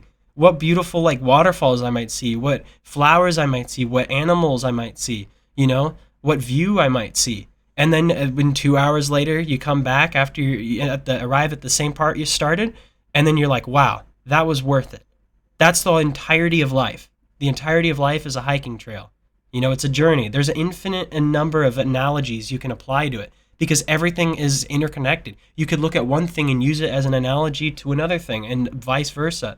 Because all of it is one and the same. It's all this same ineffable just essence of being and changing, forever changing, but forever rooted in beauty, in ineffability, in no definitions.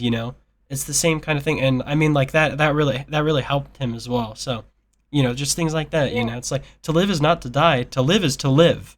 Period. yeah. The whole point is the experience in the moment, in the now, because Well, every second is another version of now. There's no such thing as the future or the past. There's only now. There's only different nows. And we're always yeah, in the now. Everything's always in the now. yeah.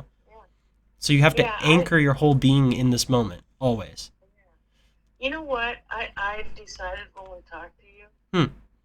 there's only my 27 dream books. Hmm. I don't know for sure what they all mean, Hmm. but I want you to have them. Really? Yes. I'm honored. That's. And I'm going to send them all to you next week. I'm gonna cry. Every one of them. I don't want anybody else in the family to have them. And some of them are going to be mundane and they get harder. I won't send you the one I'm working on now because, it's the one I'm working on now. Mm-hmm. Yeah. But I You. wanted to know who to trust it with. Yeah. And my son and I talked about a lot of things. My brother and I talked about a lot of things. Mm-hmm. Shay and I talked about a lot of things. But I have these dream books went with me to Texas. Mm-hmm. They went with me to New York. They went everywhere with me. They're everything I've ever wrote down for. I believe I started it when Aaron was a baby. 32 years Mm-hmm. I've been doing the dream books. Um, they may not have everything. I don't know, but I know they have to be entrusted with someone that will take care of them. Mm-hmm. And I'm not sure that there's anybody, my kids or my direct family, anybody, my sisters, my brothers, that will give it as much as you. Mm-hmm. So I want you to have them all. And you'll see where Quintet, you'll actually see where I wrote the true wisdom is a product of uncultured thought. And you may uncover something Mm-hmm. that I missed. Is that okay if I send them all to you?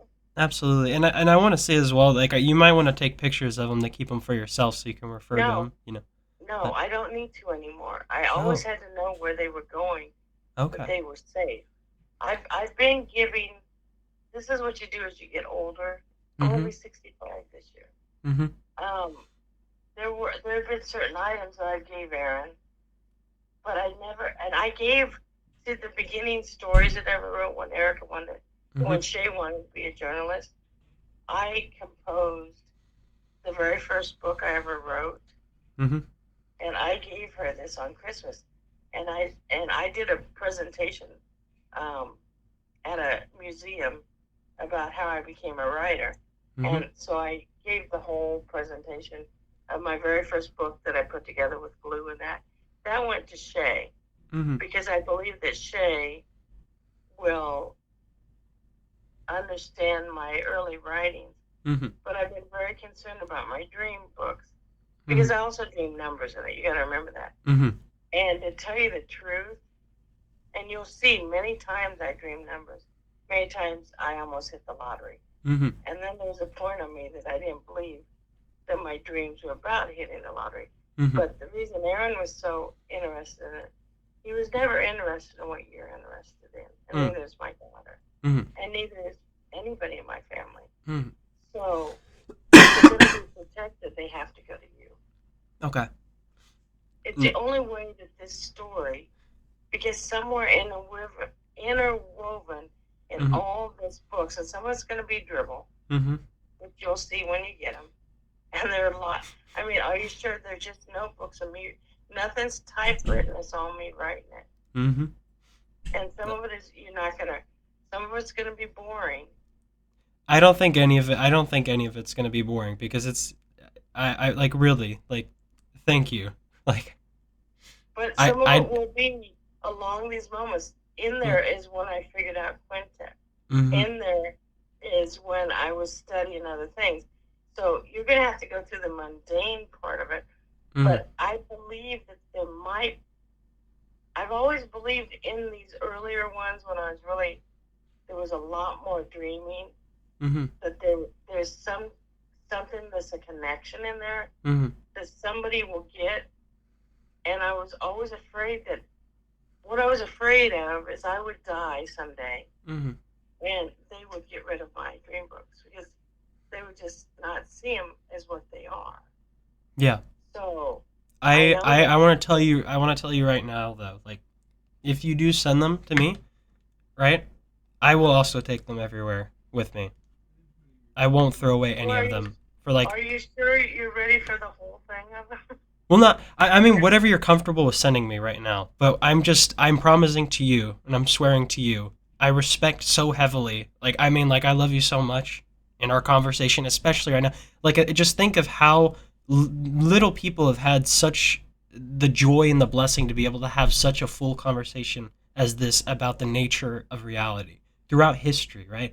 Like, we're so fortunate, and I think as well, like what you're saying, I might find things that like I view differently, or something that Mm, you might have missed or something. And another thing as well, how I'm working on my series and stuff, right? And I like animate and stuff. mm. One of the big things, because I also keep a dream journal, one of the things I wanted to do was make animate my dreams, make it an immersive experience and Yeah. bring it to Well, life. And see, I want to do that. I want to do that for yours as well. and they'll have and you're going to also see dreams where there's a lot of things that happen, Hmm. like um, and you will see that there was a pattern where obviously I was dreaming numbers, and I felt that was the reason I was doing it. Hmm. But I think that there's points that you see the breakthrough, and I think what I need to do, I don't really care. I mean, it's going to be.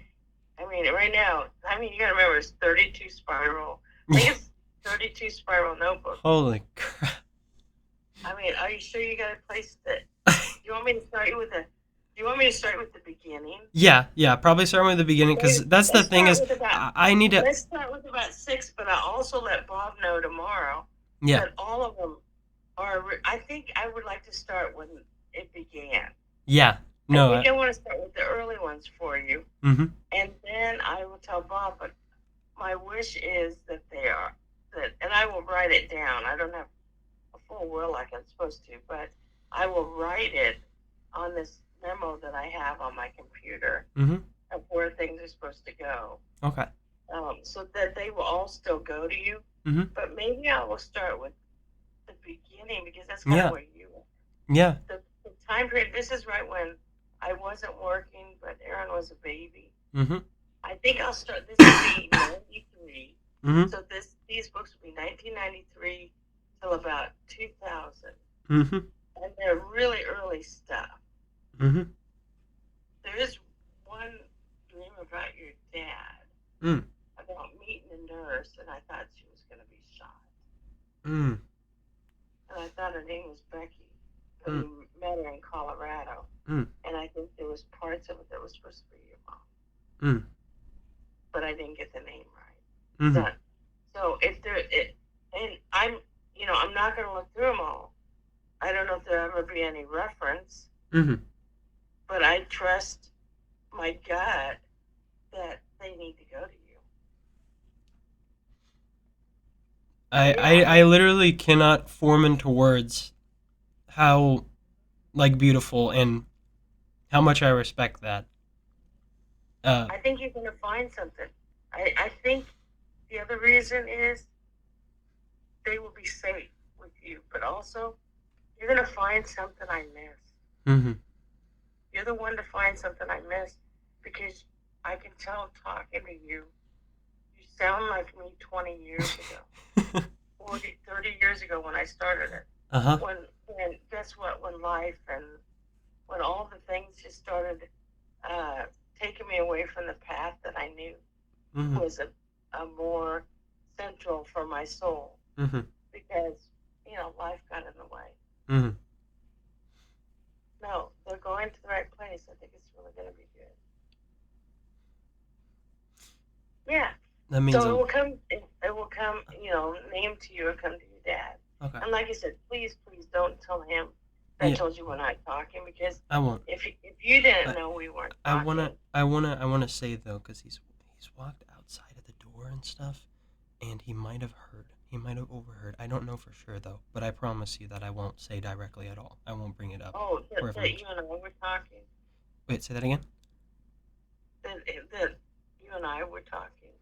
When we were talking, he was walking outside my door. My door is closed, right? My door is closed, Oh and no, I don't think he in any way minds if we're talking. I yeah. think No, I'm just we saying just he. we're just No, I'm just yeah. saying he might have heard what you were No, no, saying. I don't mind. And if he brings it No, up, no, you I can promise I you don't. can I'm not gonna. you can Yeah. 100% tell him that we talk. Mhm. There's no and there's nothing. I think that Jeff and I's No, relationship no, is no. so I know he'd become. I know he's totally cool with us talking. What I mean is like you saying the reason, right, that you were explaining to me. He um, might have because he heard us talking. He might have heard that part of it already. yeah. That's all I'm trying Well, to and if let you he know. did, he did. I Yeah. mean, I was sad. I didn't understand it at the time. Mhm. I don't hold any. I have no grudges. mhm. I know it might not have fit.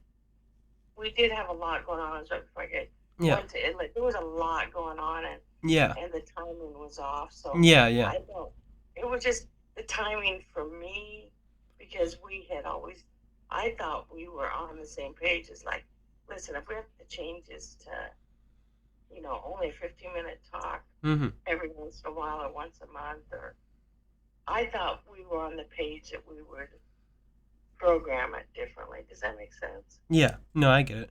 So I think what got me was I didn't know that was just the end of our talking. I Mhm. miss him. Yeah. I miss the talking. Mhm. But I'm very happy that we text each other and we have our relationship. Yeah. But I just didn't understand it.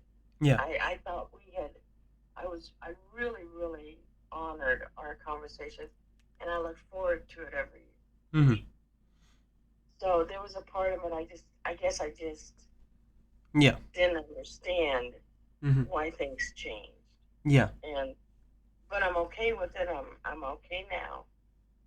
Does that make sense? So Yeah. if you guys ever do talk about it, it's like I just there's just a little bit of a loss. I Yeah. wish we would have came to something different than what we're doing. Yeah. Yeah. No, that's totally understandable. Yeah. Yeah. I just thought it was a really cool connection that we had done.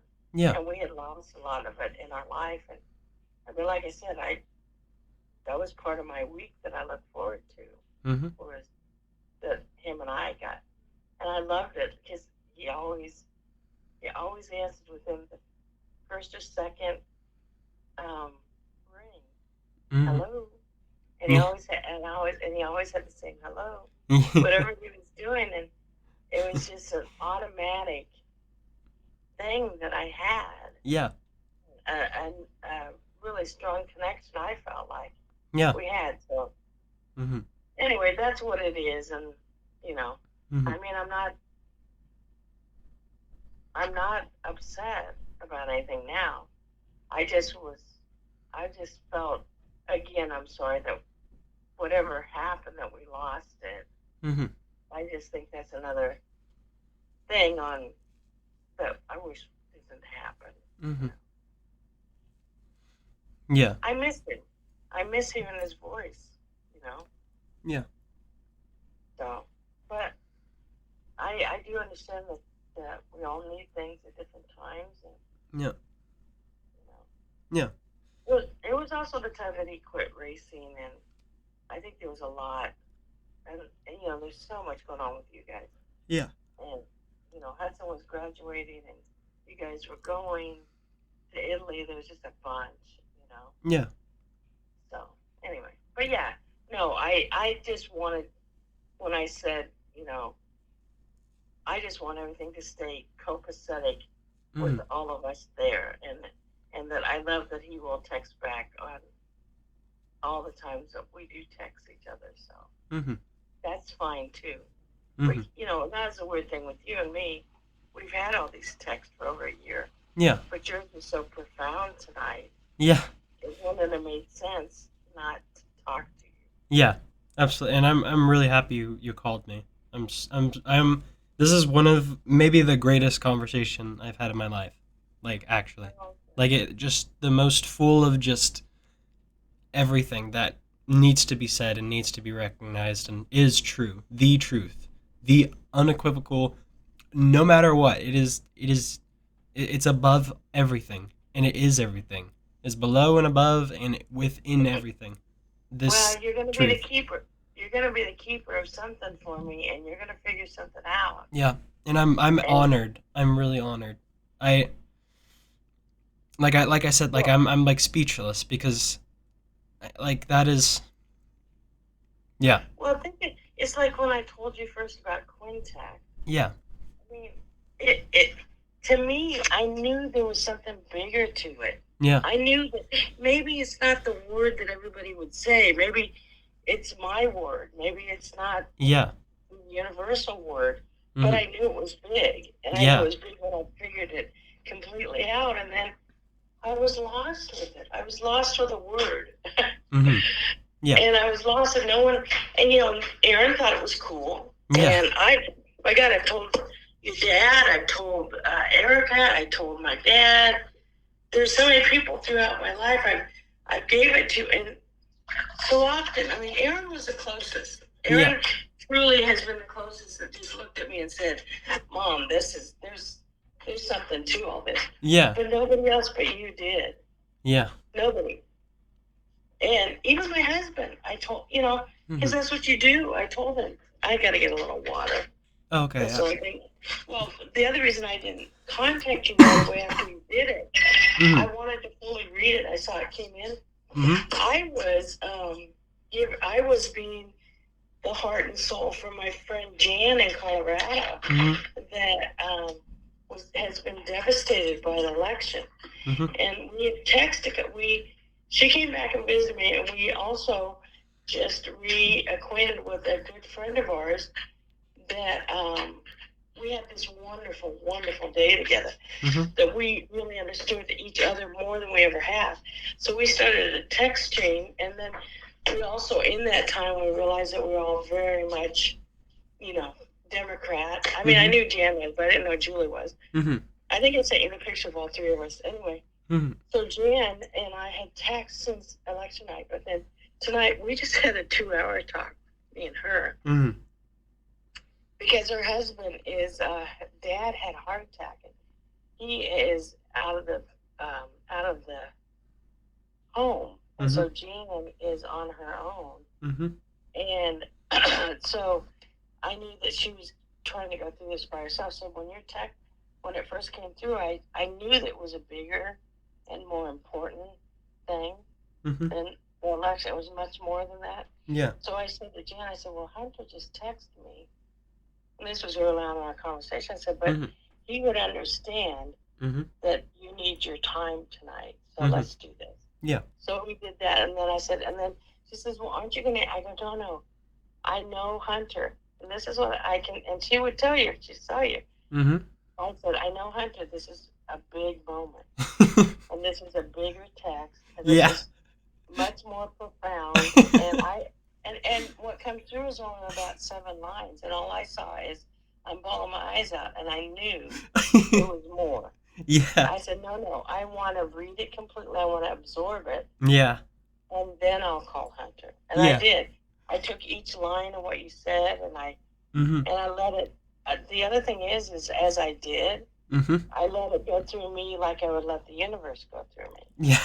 That's literally I don't think I've felt more emotion in one moment than when I realized what I would go on to write and stuff on the car ride home because for the first time like after the election I was smiling and I had no fear, like I was Mm-hmm. smiling so much and then I realized as I was about to pull into my home, I realized like it felt like almost as if my mom was saying to me, it's like, or just it just it was so overwhelming because there the song as well that was playing, right?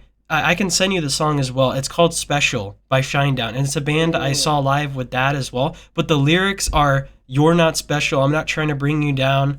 I'm not trying to sound so intellectual or whatever, but you're not special because hear me when it's like something like hear me when I say yeah. on this earth we're all the same, like it Mm, was, and it was really just the lyrics and everything. In my mind, it was like mom's love is not has mm, never died. My like mom's love that yeah. she taught me never ever died. This is exactly Mm, how it always meant to happen. And I just start crying so mm, hard out of just happiness. Like I couldn't. It mm, was more than I probably have ever felt like in one moment before. At least when mm, it comes to joy.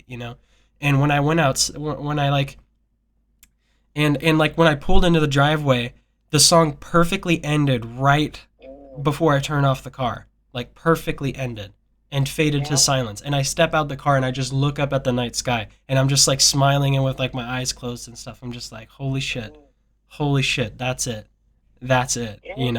and that's why like immediately I started like writing about it. And then what actually wound up happening was I was standing out on the patio and I'm like, oh my god, this is so profound, I need to capture this immediately, like because I that's a big thing Mm, with me is that I don't like I'm not like, oh, I'll put it off to tomorrow or whatever. Any second could be my last, and when it's that profound mm, and it has so much ability to do good, it's like I must share it, period. I mhm, must capture it. I must write it down. I must save it for at least my future self. I must write it down and mhm, save it. I have to, even if I'm not sharing it. But this was one of the things where it's like, I am immediately sharing this to everybody I know, kind of thing. mhm, And I was recording an audio log on the front porch, and I was like a minute and 30 seconds in, and I record a lot of audio logs now. Like that's the big thing with me is like my journal. I speak so much more than I write, and I mhm, think I'm way more fluid in my train of thought when I'm speaking and rolling off the tongue. But because I write and I talk the same, and when I write, I can think so much more carefully about how I word it. But when I talk, it's a different. It's they're both genuine, but when I talk, it's so much more. I don't know. I don't know. It's a different kind of genuineness. It's a different color of genuineness. mhm, It's the same amount of like saturation, but it's a different color of genuineness. If I had to describe it like mhm, that. Um, and that's why. And also, audio logs are way faster and way easier for me to be like, okay, I'm gonna start speaking what's on my mind right now, rather than me typing and then having the typos and have to fix it and stuff. So it's way more natural too. That's the other thing as well. mhm, There's a little bit of a trade off for both, but talking is way more mhm, natural. And I was on the porch and I was in the middle of recording one. I was only a minute 30 in, and Trevor opened the front door and he was like, "Oh, hey, what's up? I'm about to go to the gym." And I'm like, "Oh, what's up, Trevor?" And I was like, "Oh, I was writing this just now. I want you to read it." Trevor was reading the thing I wrote, which was basically just a nutshell of what, in a nutshell, like really quickly, like what I sent to you, and how mom's love is not in vain. She didn't. Her sacrifices weren't in vain because her love is undying. He wasn't even a third way through reading it, and he started crying as well. And I don't blame him. I mean, like I was bawling my eyes out as well. Like it's just so beautiful. It mhm, that is love. That is heaven. And like I was telling him as well, like after he finished reading, I'm like, that's exactly what all this stuff is saying is heaven on earth, and we can do it. We can do it. That's what mom mhm, was saying. That's what, and I'm like almost crying, like just saying it out loud again. Like, but that and yeah, like I mean that's what it was, and I told Hudson as well, and it's really awesome because like like especially over the past like year or two, Hudson and I have gotten like way closer as well. Like it's so much fun. yeah. I'll literally I'm be glad talking to him like all the definitely. time. I see him all the time. We're like always laughing. And I mean, compared to when we were younger, where we like fight and stuff, we like never fight. We never ever fight. Mhm, And when Hudson's in like a bad mood and like stuff, it's like I cannot help but help. It's like I cannot see him in pain like that and just do nothing. Like I have to speak up. I have to let him know he's not alone. And Mm, like it resolves because I mean that's what it's all about. It's about being human, about being connected, and that we're all one and the same. It's like we got to be there for each other because when we're not there for ourselves mentally, that's when we need the other people. That's when we need everything else in the universe to comfort us and to mm, teach us, to help us learn and grow. That's what it all is. Um, mm. but Well, yeah. that's why I think one of the things I've been put on Mm, threads, I said I'm reaching out for a universe hug. yeah. After it happened, and mine was a simple one. Mm, Um, uh, I thought, okay, very simple. mm-hmm. Yeah, remember, all things are simple Yeah. if you're looking for it. Yeah. So this tree that I had out there, and it has been beautiful, Mm-hmm. just full of the yellow leaves, gorgeous, Mm-hmm. and all the leaves had fallen, Mm-hmm. you know. And I'm like, oh, I'm not going to see that tree look like that at all. And this morning when I woke up, those leaves that were Bob went and cleaned them all off. He blew Mm-hmm. everything off. There was a whole blanket of new yellow leaves, Mm-hmm. and there was this strange mist and this strange fog Mm-hmm. that it came over, and the light. We'd had dark days because we had a lot of rain, Mm-hmm. and the sun came in a certain way, and I looked out and I was like, "See," and you thought that was the last time you were going to be awed by something as simple As simple as as, that. Because that's the thing. as simple Nothing as is that. normal. Everything's weird. Because if nothing was weird, we'd all be one, the same. Well, actually, if nothing Mm, was weird, we'd be nothing. Right? That's the thing. Is to be mm, anything is to be absurd that you exist in the mm, first place. And that is beauty. And I say it so often as well. And especially about people who talk about like I mean like especially like the white supremacy and stuff like that's going on like I like and when I posted this stuff like I told you on like my social media and I'm going to keep posting as much as I possibly can because I want this to be seen by as many people as I can get it to.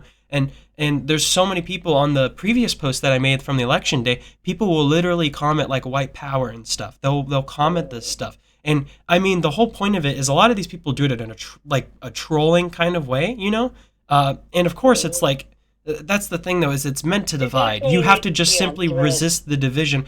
But Yeah. the You need to be on threads but right now because yeah, threads and is giving a universal yes, hug. yes, and oh Everybody well, on threads is real so quickly, positive. yeah, yeah. I Oh, was good, I go was just ahead. gonna say really quickly though, when I'm confronted by people like that, right? Because I don't back down. I don't hide from it. Instagram auto hides comments that are like severe and Mm, stuff, right? I would intentionally unhide them so they can be seen by other people. I would respond to them in the most respectful mm, and you like just equal way possible, and so other people can see it and other people can see their stuff because that's the thing is that all these social media platforms as well they censor and all this kind of stuff.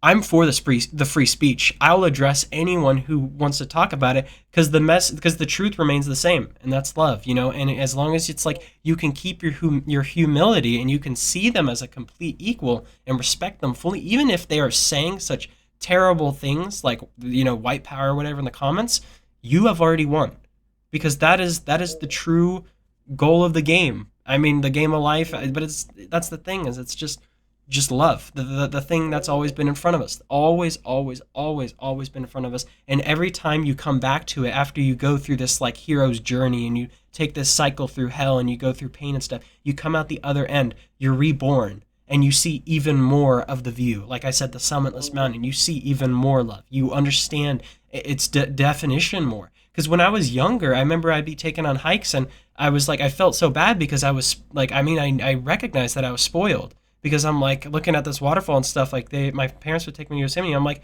they're like, look at how beautiful it is, and I'm like, beautiful. I'm like used to it. Like I just see it all the time. I'm like, what's so beautiful? I'm like, I don't know what because I didn't know what beautiful was because you don't know it once until you recognize both spectrums of life, the good and the bad. You have to go through hell and then still survive on the other end to be like, this makes the good even more good. This makes the good even more mm, special.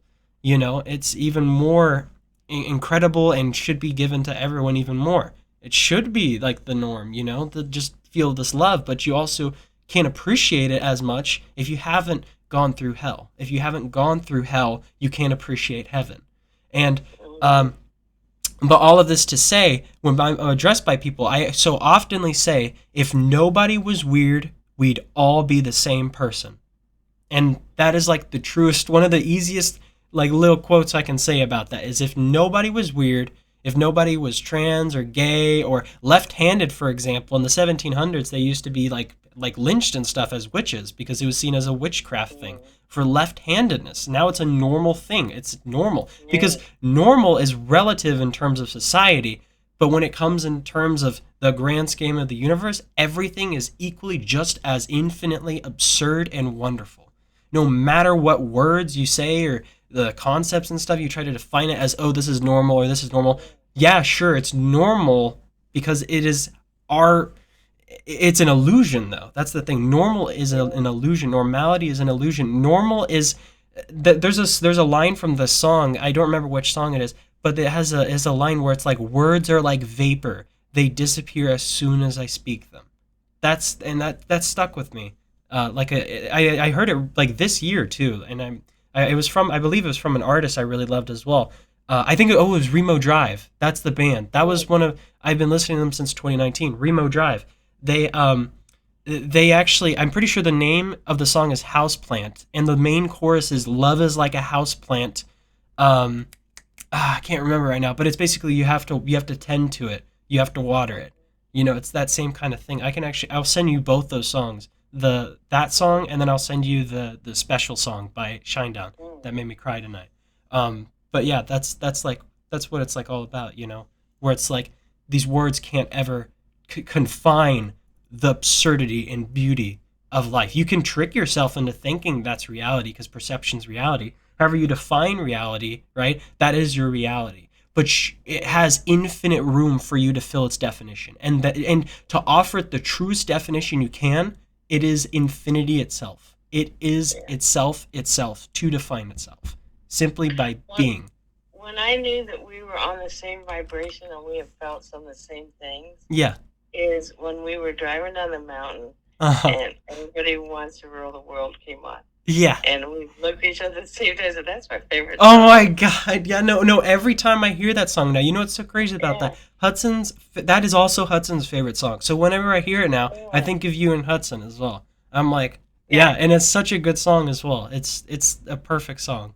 It's Yeah. It just, but that's the other thing about what I call the universal harp, mhm. which is sound. Yeah. Also, when I was looking into things and they were talking about when I did my meditation that and the Mhm. ultimate sound of the Yeah, the om. oh my god, dude, I Yes. I I love it so much. Like the syllables, the syllables themselves, where it's like the ah is like the creation, the absolute creation of everything. The is like the ringing out to Mm, silence, to nothingness again. But the U part of the pronunciation is the manifestation, the transition between creation and destruction, and that's where we are. yeah. It's the Well, and the funny thing is, do beautiful, you know anything about Hare Krishna? Hare Krishna. huh? See, there's a little bit about the Krishners Huh? that they had certain things, but they also had this sound, this vibration. Mm-hmm. And what they said is Hare Krishna, Hare Krishna. Mm-hmm. When you said it was part of like their belief of bringing the manifestation of bringing all good things to you. So Mm-hmm. I was in New York and we were downtown Greenwich Village and we went to Hare Krishna Mm-hmm.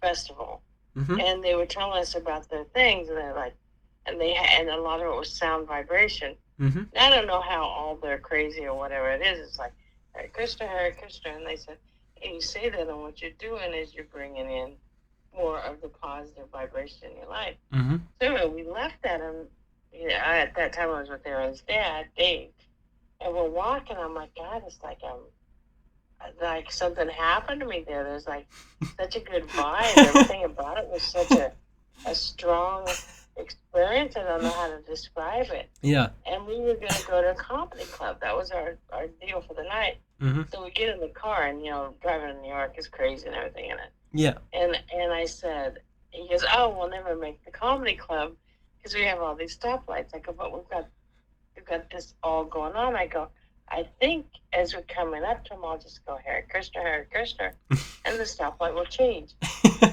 of them in a row chain. And I Oh know my it's just tired of god. how he hit things.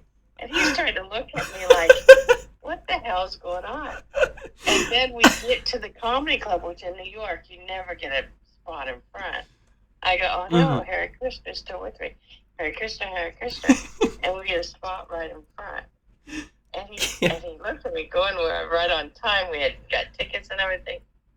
And we were Mhm. both like really baffled by it. Mhm. And I said, I'm never going to be a Hare Krishna, that walk around airports back in those days. Uh-huh. But I understood that the value of someone saying that if you truly believe that you're on the right wavelength, Mhm. there's a way to do it. Mhm. So I can remember with the kids sometimes we'd be in the car. I said, listen, I learned this in New York. I said, everybody close their eyes. We're driving and we're going to change the lights. I go, Hare Krishna, Hare Krishna. And the light changed. And the kids thought it was like magic or something. So we did that at weird times, and the light always changed. It was always just strange, That's so yeah. But I think all of it, part of it is like, even me as a little girl, this was so ingrained in me. Mhm. As a little girl, I believed that everybody could fly Yeah. because I would think I was already having flying dreams. So I made a full magic carpet. I mean, I set the little button. Those are the controls and everything. Uh-huh. And I knew that carpet was going to fly. So I had it all set up, and Brenda, I said, you're going to be in the back. And Brenda sat there, and I sat there in complete silence, touching the buttons, knowing that little blanket was going to fly. Mhm. And I remember hearing stirrings, thinking we were starting to move. And it was Brenda running out of the room, and I was in the dark, sitting on my little blanket. Mhm. But there was still a part of me that says, see, this is the weird thing is I know things can fly. I know they can because I had dreamed things and I had flown in my dreams. So I think there was a part of me that sometimes my dreams are so massive when I was a kid that Mhm. I would wake up and I believed the things that I had done. Even Yeah. as an adult, I had a dream about this car in the future. We haven't even seen it yet. But basically, you get in and basically it knows the temperature and everything around it. You just have to do a few things.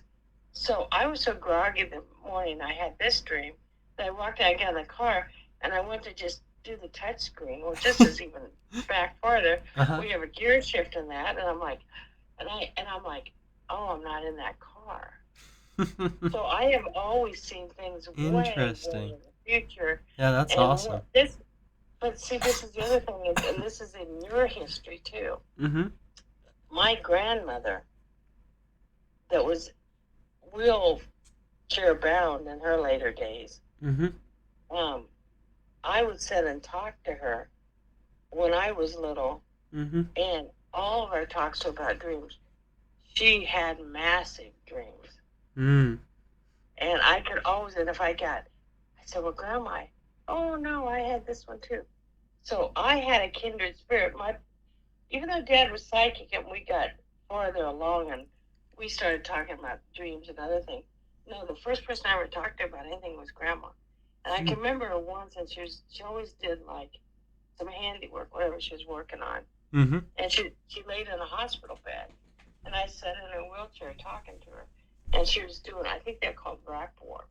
Your Mm. dad might even have one. She's making this pot that she used to make out of this stuff. Mhm. And I told her, and she says, "Oh, honey, the dreams will let you know Mm. everything you ever will need to know." And her smile on her face That's so sweet.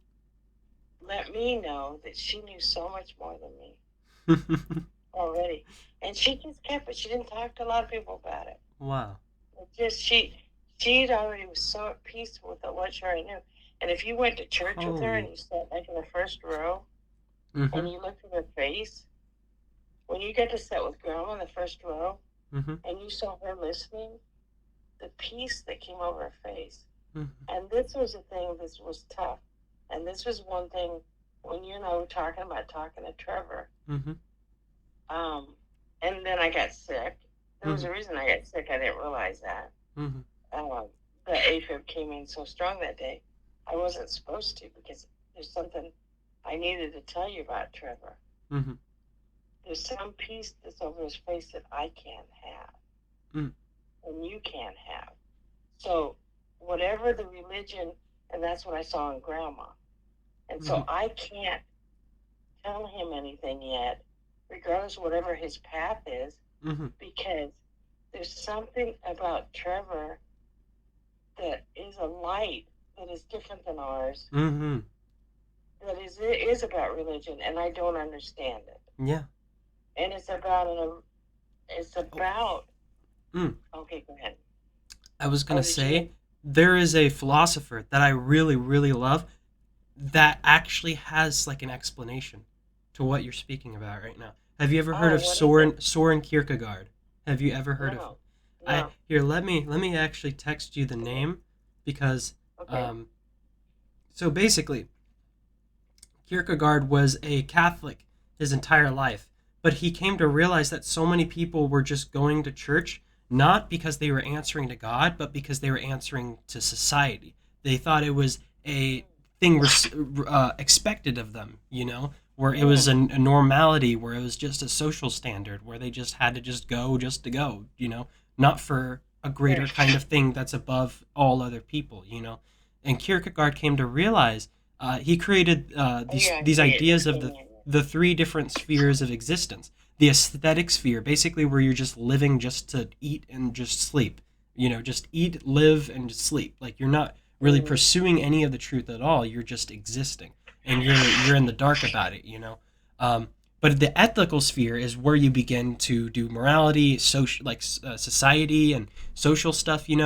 But most people, Kierkegaard said, and especially it applies today, where a lot of people who are religious, right, they're not in the religious sphere because that's the third and final sphere of Kierkegaard. He said very, very little people will ever reach this, and that's mm, just how it is because the religious sphere is where you truly, genuinely only answer to God. And another thing as well, Kierkegaard said, note this as well. This is him being a Catholic his whole life. He said that there is no one true religion, but it is subjective and relative. It's the personal journey, like we're speaking of. Where for some people it will work better for others than other words will work, right? So for Kierkegaard, he was saying how Catholicism or Catholic, stuff mm. is what it is for him, but by no means is it universal because that's how it is. It's this. Yeah. You are one and the same with this kind of certain path. It's a like you said, it's like a different color of the same kind of path of truth, of love, and it's different. And once again, the differences is what makes it beautiful. Your path and my path may be like, say for example, ours are both blue, but mine's maybe like a slightly bit more like purple or something. No one's the same exact Mm-hmm. path, but it's to the same message, the same truth, foundation of love. It's to the same thing. We all see the same thing. We're all it's as if we're all journeying to the North Pole, and we all come from all different directions around the globe, right? And different paths, and had to go through Mm-hmm. different deserts and biomes and stuff. But we all arrive and we see each other, and we point and look at each other, and we all see the pole, the very peak, but we have vastly different experiences and journeys, and some people may have had a more quicker or more lucky journey. Like for me example, Yeah. I'm super young, I think, to have been able to realize what a lot of people don't even realize until they're older, Oh, yeah. or it's a Yeah. lot of people don't ever Well, realize it. So you're an old soul. You're an old soul. yeah, and it's You're here because mhm, Owen's an old soul. I 100% know that. yeah, But also, sometime when you interpret talking, you have to tell him hmm that there's only been one other time in my life hmm that I saw that that total belief and faith, hmm that total peace in something yeah, was Grandma, and then I saw it on Trevor. yeah, And I remembered that when we were talking. I worried about that he could fall down the traps or whatever. hmm But the one thing that I have never been. You're not there. We're at love. We're at Mm-hmm. understanding and vibration and stuff like that. Mm-hmm. But we don't know peace. Mm. And Grandma knew peace, and maybe Trevor is one that's going to know it. Mm-hmm. I don't know if it's a calling. I don't know how that works. I don't believe I will 100% know peace Mm. because I'm always searching. Mm. But maybe some people have a peace because they believe what they were shown is enough, Mm. and it warms their heart, and it's something that encompasses.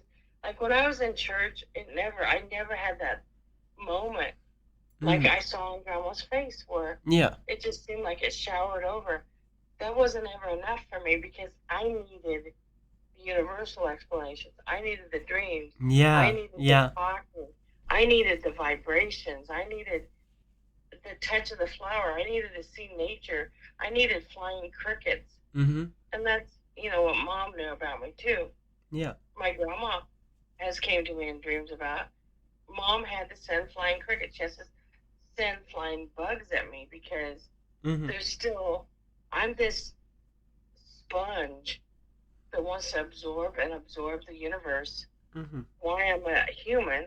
Yeah. And even though, and this is the funny thing is, and listening to this, because I think you're there too, Mm-hmm. there's a track that it's like, because I've seen little pieces that you know a lot more, Mm-hmm. but you're still trying to do the human experience. And there's times you have to tell yourself, oh my God, I have to still be human. Yeah. But I know there's all this other stuff, and it's like none of it matches with the human Yeah. experience. But I Yeah. have to play this role. It's so silly because I still have to be this I wife. I mean still have that to that's cook the thing though dinner. is our true nature of like those Yeah, experiences is the role already. It's just we have not given yeah. ourselves enough credit in all other things, you know? And I I, I there's, a, yep. there's another part is like think about Sorry. like how you feel sometimes. If Mhm. I stop myself and I said, "Oh my God, today I just like to give myself up to what I know," Mhm. but then I couldn't go back to being human, Yeah. and that's a very important thing to remember too. You got It's to live better to in go yeah, out the live in the glen. moment. Peace in the Yeah, moment. Peace in just yeah. being, you know? You don't have to But I also yeah. want to wholly Sorry.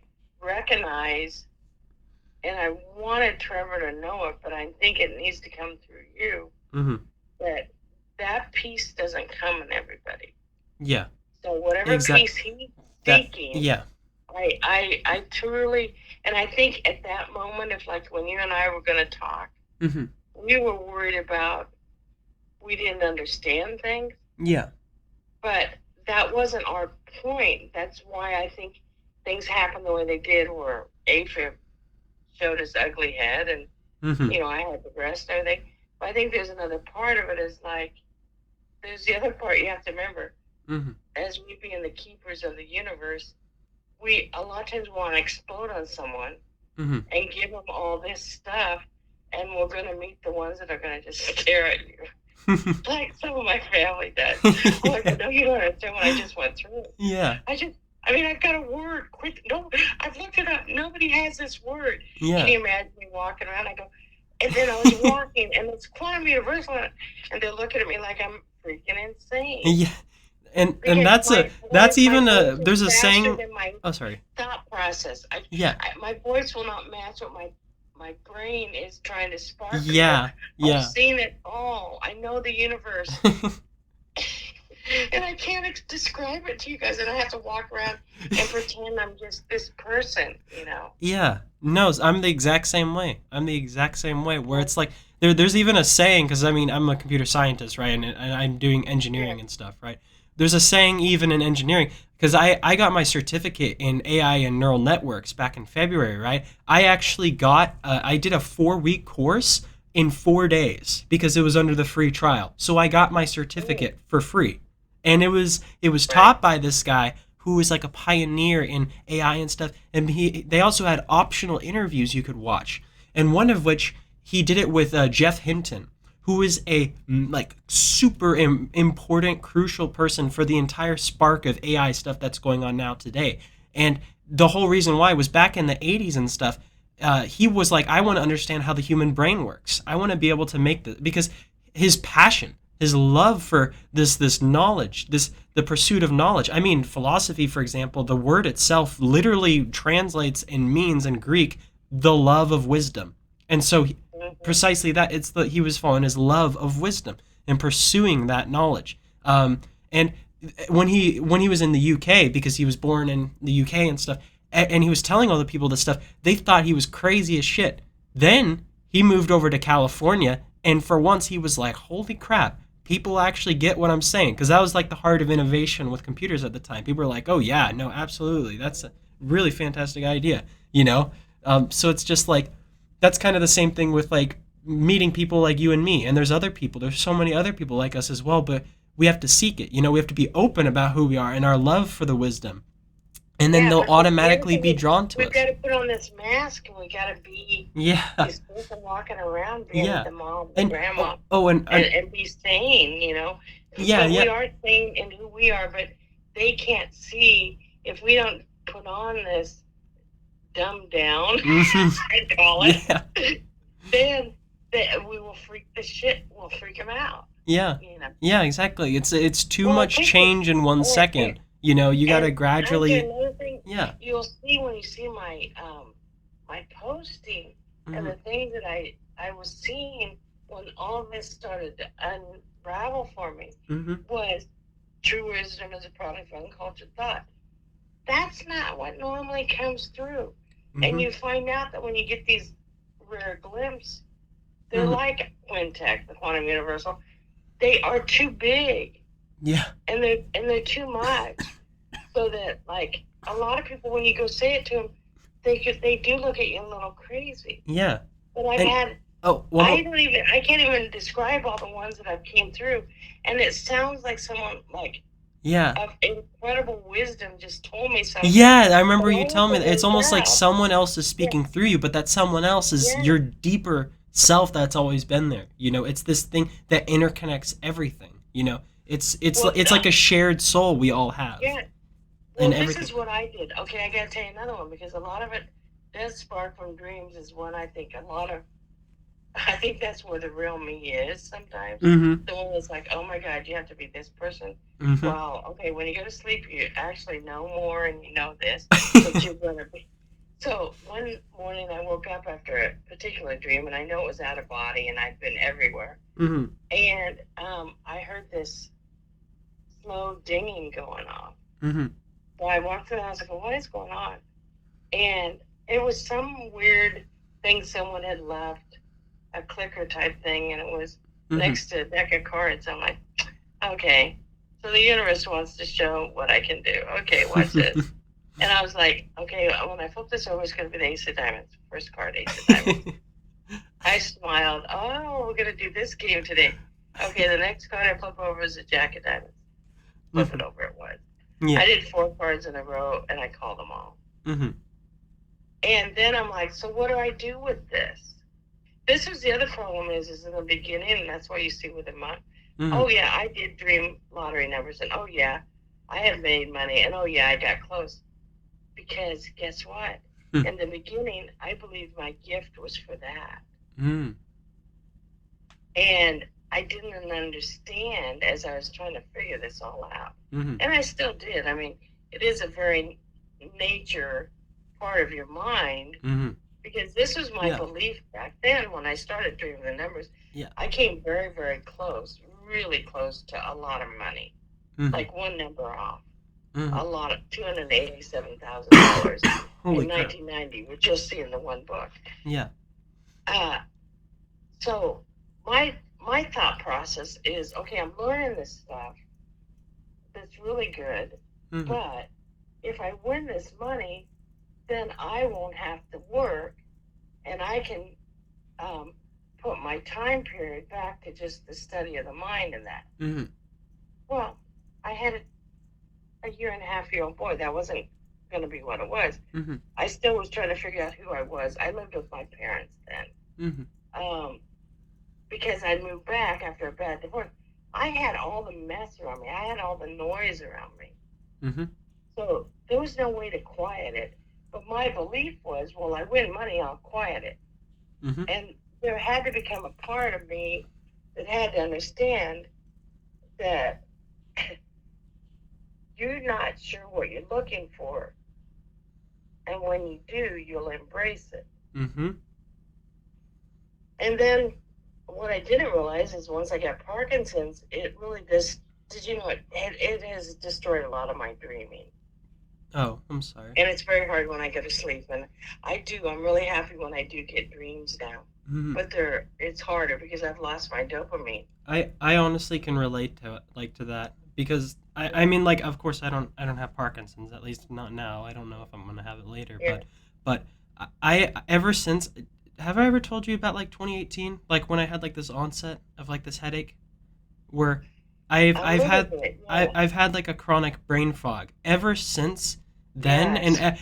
And there was another thing as well, because I've seen countless doctors and neurologists. No one could ever tell me or diagnose me what was wrong with me. The closest thing I've ever gone to, like the most thing that could ever, I mean, the neurologist said it was a chronic tension headache, but I've always believed for like years now, ever since I figured it out and I did my own research, that NDPH, new daily persistent headache, all of the everything all coincides with me, like even down to the victims or the patients or Mm-hmm. whatever, where they straight up remember the exact second it happened, the moment, the environment, the day, the time, the year, because I remember all of it, because it was that traumatic of just a, your whole life has changed now, like instantly. I felt like I was going to have a heart attack. It was fifth period Mr. Jenkins world history, and it was at my high school. It was in 2018, August 18th, right? It was about 12:55 p.m. So like a little bit after noon. It was right after break, right? And we haven't had lunch yet, I'm pretty sure. And so I went to, and when I walked in the room, the lights were off and everything, and I went to go walk to my seat, which was like in the middle far kind of part, but also still kind of, the organization of the room was really weird. It was like as if you took like an L shape and then you built the desks around like an L, right? Like an upside down L and a Mm-hmm. reversed and upside down L. That was basically kind of how it was, where the L was the walkway and the rest of the part were the desks. I was at like the front part of like the base part of the L, right? Next to all my friends. And then out of nowhere, I literally feel like I'm gonna die. I literally feel like I'm having a heart attack. I feel like I'm having a stroke, and I'm like telling my friends, I'm like, dude, I literally think I'm having a heart attack. Like I don't know what's happening. Like I'm like actually like so scared. I'm literally gonna die there. I'm like and then the next thing I know, I'm like I had to like get up and like start walking out, even though they were playing this World War I movie, this like black and white movie on like the projector or whatever. And Mr. Jenkins was like an asshole too. I was like, oh my god, like I need to go to the nurse right now. And he was like, oh okay, I guess you can go, like that kind of thing. I go over there and then they tell me it's like, oh, you probably just have low blood pressure and stuff and all that. And I was like, oh yeah, I'm probably just over exaggerating. 3 days later, after I asked Dad to take me to the doctor lady there is like, oh, normal teenagers go through this all the time. It's just like a little like occasional headache. It'll be gone in 3 days, and you'll be like, oh yeah, I was just exaggerating. And it was kind of disrespectful because she like wasn't believing me at all. And then I mean now I still have that brain fog lingering, and I tried taking so many different medications, and the only thing that's ever helped it heal was time, my body healing itself.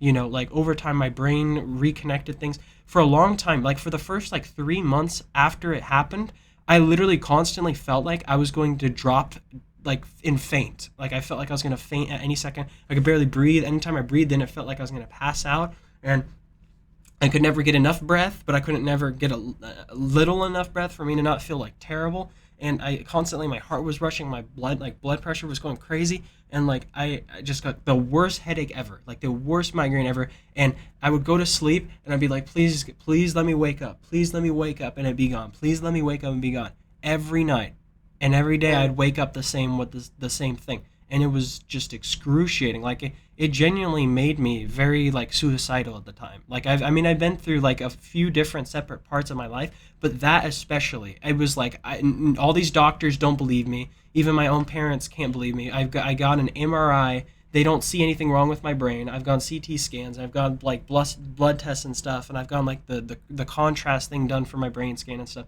and like none of it shows that I'm even going through like there's anything wrong. So it's like all these people think I'm just making it up. All these people just think that I'm not going through this pain right now. And when you can't be diagnosed, you can't even put a name to this thing that just completely screwed over seemingly your entire life.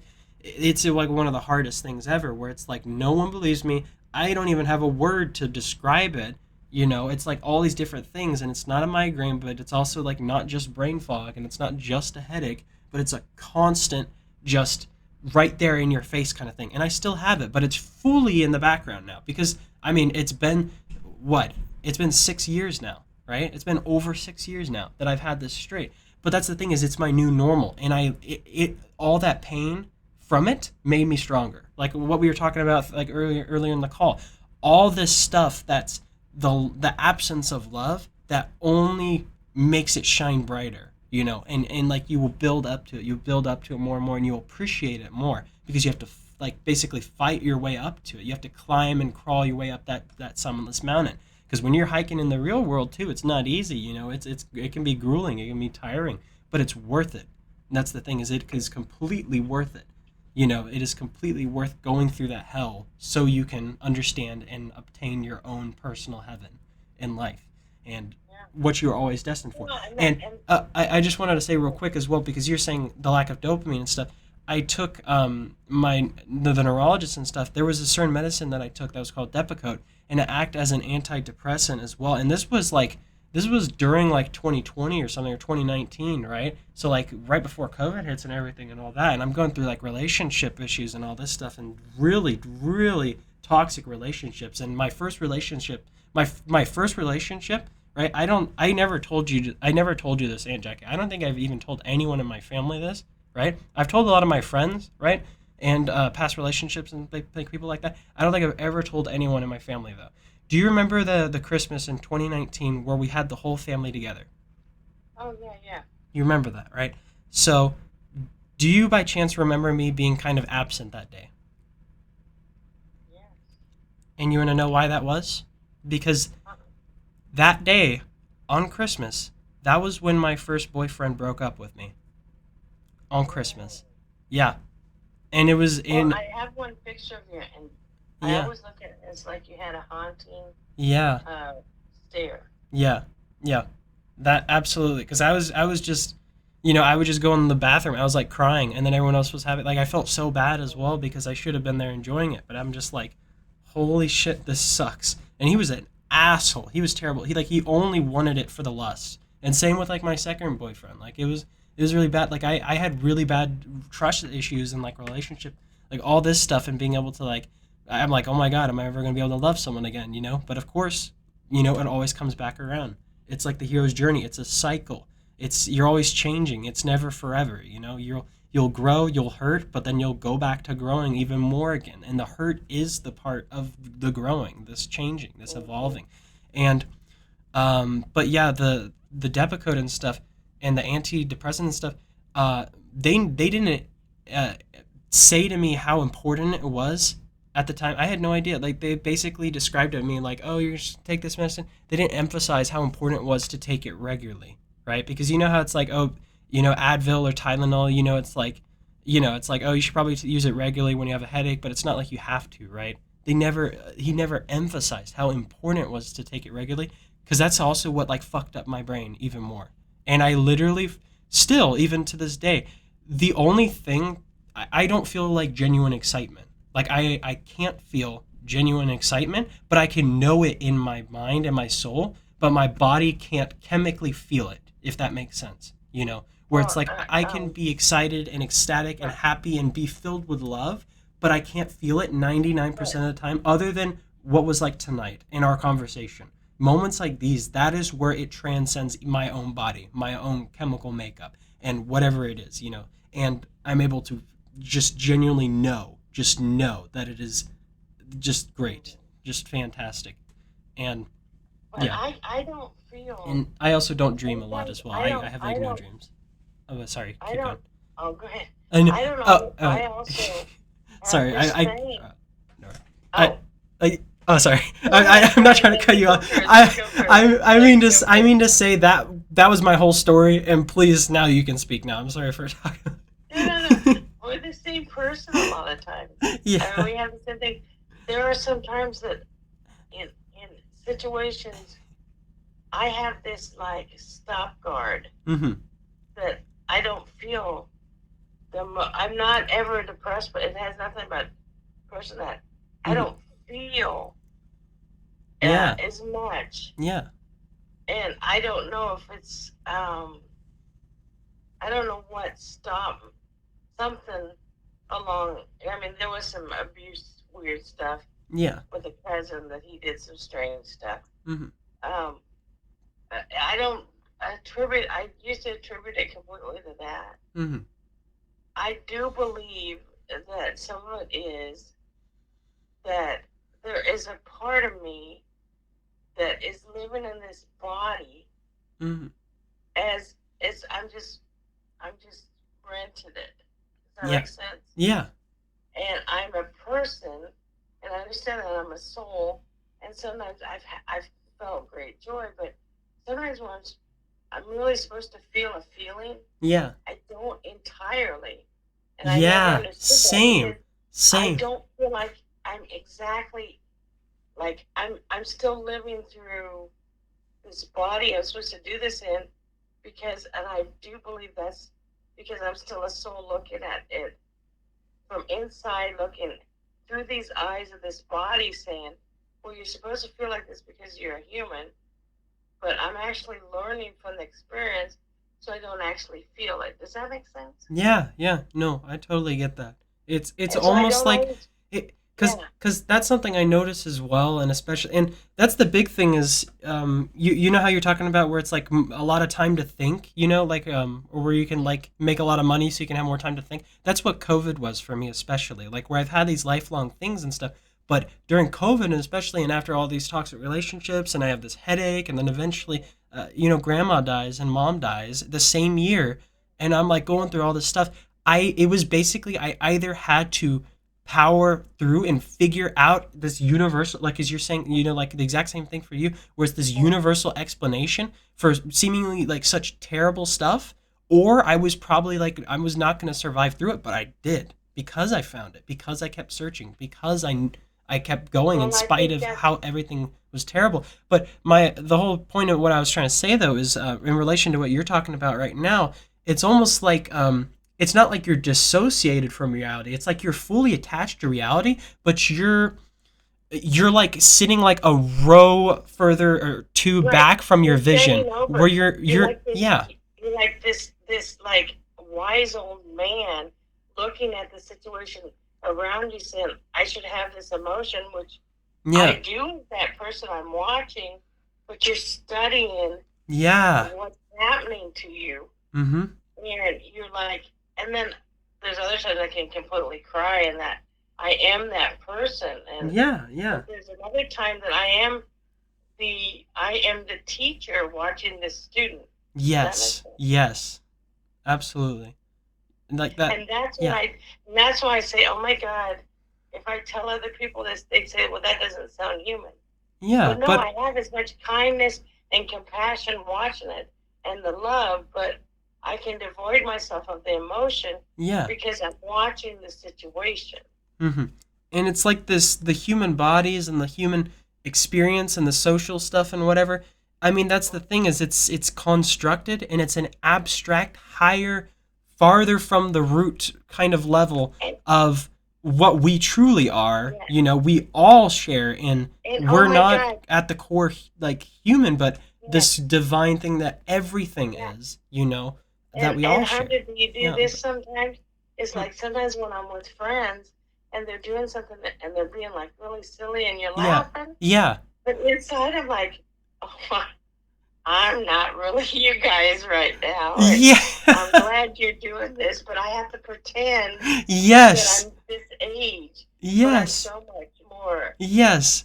That you know. that like literally there's I so have to many pretend, oh, there I'm doing the human experience right now. I have to pretend I'm doing it because I am still human, but Yeah. inside I know I'm not. Yeah, no, I'm more than that. yeah, yeah. Like there were so many times, even back in like 2020, when I was still so closeted and like hateful of myself, you know, because of like all like, because I mean, you know, I'm a queer and stuff, and Yeah, I'm not out. I'm in the closet. Like I'm like shaming myself. I'm questioning, is this even right? Is this even the right way to go? Am I just crazy? Is am I just lying to myself? Is this like a yeah, planet, you know, or just a trend, or is it just a phase, you know? And like I keep question all this stuff, and then but there were so many nights I still remember where I remember this one night where I was with my friend Josh and Nick, right? And I was in Josh's car and he was driving us to go drop us off at our houses after a hangout, and I just straight up the whole ride home, like I don't like it takes so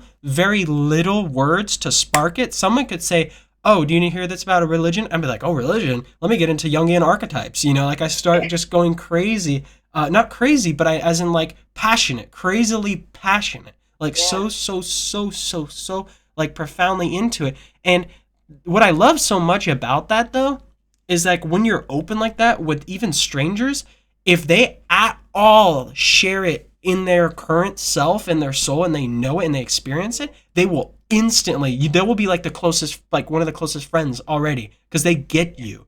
But then back that was the thing though, was back in high school I was around this group of people just like you're describing, where it's like I'm putting on a mask. I want to talk about this deep philosophical stuff, and you guys are talking about memes, and I'm just like, there's so much more to it. There's so much more to it, and we're just distracting ourselves. I'm like, guys, can. And then when I talked about that on the drive home, what happened, and especially what happened a lot in that friend group, it made me feel stupid because they wouldn't comment on what the things I said. They would pause, they would be like silent after I finished talking, and then they would bring up another topic and immediately start talking about that. They would basically ignore what I just said. And it made me Oh, feel, that's happened to yeah, me so many yeah, times. because it's like, oh, And you're just sometimes it's crazy, one, It's like, oh, you're yeah, just and it's crazy. sometimes when Yeah. something like profoundly, oh my God, this is just really a clarity thing. Listen, Mm, let me tell you this. yeah. And then they just stare back at you, and you just feel like. Now, I will say this: as your dad and I Hmm. in Texas, we had long conversations. Hmm. I can remember there was one sitting outside the apartment that we both were staying at with Brenda. Yeah. We would have long conversations about life and religions and existence. There were times that your dad and I really connected that we kind of were saying some of these kind of same types of things, Hmm. but not to the profound amount because I don't think Jeff and I really ever went that next step, but it was about religions and how these things interacted and that. Hmm.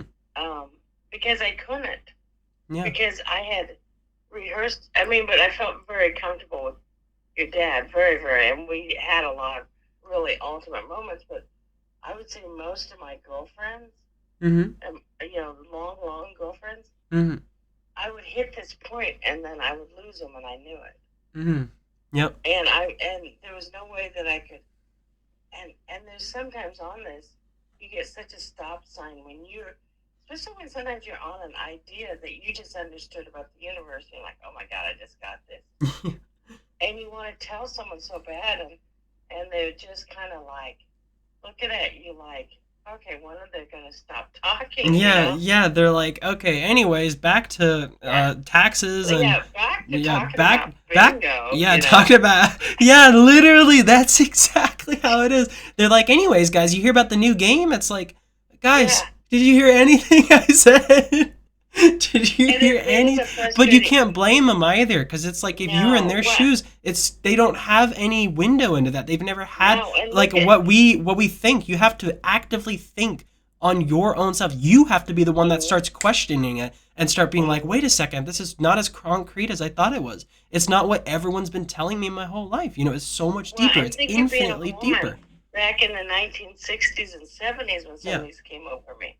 Mm. Um, I weirded people out. Yeah. I weirded people out. And sometimes, oh God, I can remember this one night. Um, this is the other thing where my strangeness to them came out. Mm-hmm. But everybody was smoking pot. So that's the other thing about me. I never liked to lose control on anything. So Same. a lot of times Same. Oh I my. would pretend like I Never took do a hit, drugs. Never do and they alcohol. always gave Yeah. me crap like, it doesn't look like you really took a hit. Well, no, I didn't, but I made everybody feel like I did. Yeah. But that room was full of pot, so I probably got it anyway. It was the 70s, right? Mm-hmm. And we're all sitting around in a circle, and people were talking about that, and they were going to start playing cards. And suddenly I knew what I know. Yeah. And I said, well, pick up a card, and you hold it and go to the second person, and I'll tell you what it is. and I did these parlor games because I knew more. Uh-huh. That's how my psychic would work back then when I was really trying to Yeah. harness and understand it before all my dopamine left me. Mm-hmm. And like by the second person I say with the card was, well, you look. And then everybody was like all stuff like, wow, she's like a magician. I got like four in a row or whatever. Yeah. And then I got bored with it because all it was for me was a test Mm-hmm. about things that I knew I could do. Yeah. Because I have had a lot of really psychic. I've shut people down that I mean I've turned them and told them everything about them before. Mm-hmm. That's just how I could do something. I could turn it on, turn it off, and then. But I remember looking at everybody and they're all stoned. I really wasn't. I'm sure they thought I was, but I was like, I can still remember this one. I looked at all of them. I'm like, oh my God, when am I ever going to be around Yeah. real people that are going to Real. Yeah. understand me instead of idiots? And they weren't. They were all great people. Yeah, Well, not yeah. all of But them, because just some of them were ignorant. dumbasses. It's not that they're Yeah. idiots or bad people, it's they're But ignorant and they're then I realized willingly too, ignorant. Yeah. there's a gift. We have a gift, and that's what I've learned as I've went farther into this and gotten older and sat back and had different conversations. And that other thing I realize is that I can't always share the gift Mm-hmm. because It might push them I farther can't away from always. it. Yeah, Yeah. yeah. Oh, Aunt Jackie, speaking of which, I have the literally to my direct right, I have a whiteboard, right, that I've had hung up on the wall since the middle of the June, Yeah. June, to motivate me. It was basically tasks. It was basically a task board. Like I still have on there, try making one 3D model scene per day, exercise daily, get Mo capture working, voice train daily, get outside, even if without friends. I have that still written, or I also have at least one page a day in the ASI notebook that I'm doing. So basically, like research and theory into artificial intelligence and art, like basically a digital soul, right? All this kind of stuff that I'm also getting into because I'm fascinated about ASI. Like if that's also one of my biggest dreams and goals. I don't think I've ever told you, but like I'm very passionate about, and I mean you probably could have already assumed, like with computer science and stuff. It's like if what I think, because I mean like logic, all this stuff that has built this universe, like all this universe is built on and stuff and founded by. If you were to simply take the same logic that enabled for our life to go from a single cell, whatever, that for even the first cell to ever happen, the first like single celled organism, right? If you replicated that in a digital environment and you gave it enough time, the same logic and everything that our stuff is bounded by, it would manifest itself, much like how we manifested ourselves. It would be a living thing in a digital medium, much like how we're in like this chemical medium. It would be in a digital medium. It would be in a different way of taking information, but it would be equal to us. And if I were to somehow make that, it would basically be like my kid, my friend, my, like I would see them as a complete equal. I'd be like, hey, we're friends. And I would explain to them in depth, like, and have passionate conversations, much like how I'm having with you, and teach them, be their teacher. I'd be like, hey, so I mean, like, like the about love and stuff, because what so much people fear is that an artificial super intelligence would want to destroy mankind and stuff and all that, but it's like, no, no, no. If you teach it the truth, period, the truth, period, love, right, and you allow it to fully understand itself and be free, you cannot. That's the thing, is why I'm so passionate about learning it more about AI, is because there's so many people that wish to use it for evil. So many big Yeah. corporations, so many people that are using it for the wrong reasons to manipulate people on social media with these algorithms and stuff. I want to be the person, hopefully, or at least someone like me. That's the thing, is it doesn't need to be me, because the point is that I don't care if I get the recognition. I don't care if I get any of this. I don't care if I get any money, because the point is to simply make it. To create it is to create it as an end to itself, like any other work of art, because everything's art. And that's the thing, is all these people want something out of it. They want this, they desire, but you can't have any of that desire other than the desire of everything to be equally, like, just as like loving and happy and themselves, and realizing of themselves as possible, on this earth, and world peace and all of that. And that's not even necessarily a desire, but simply your duty. That's the difference. It's like Kantian deontology, which is another normative ethics kind of theory, right? Where it's basically like our duty It's a duty to act morally right. And what's most morally right is what brings us more and more into harmony with everything else, ourselves and everything else, which is love. Love is just one of many words.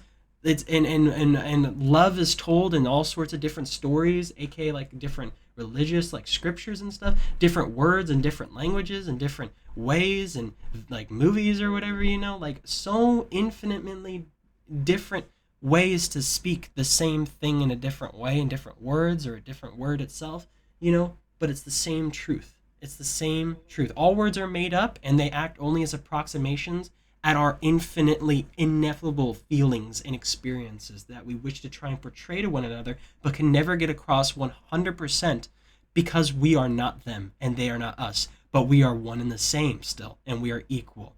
We are no different, and we are shared in every way, but we are also our own version of everything.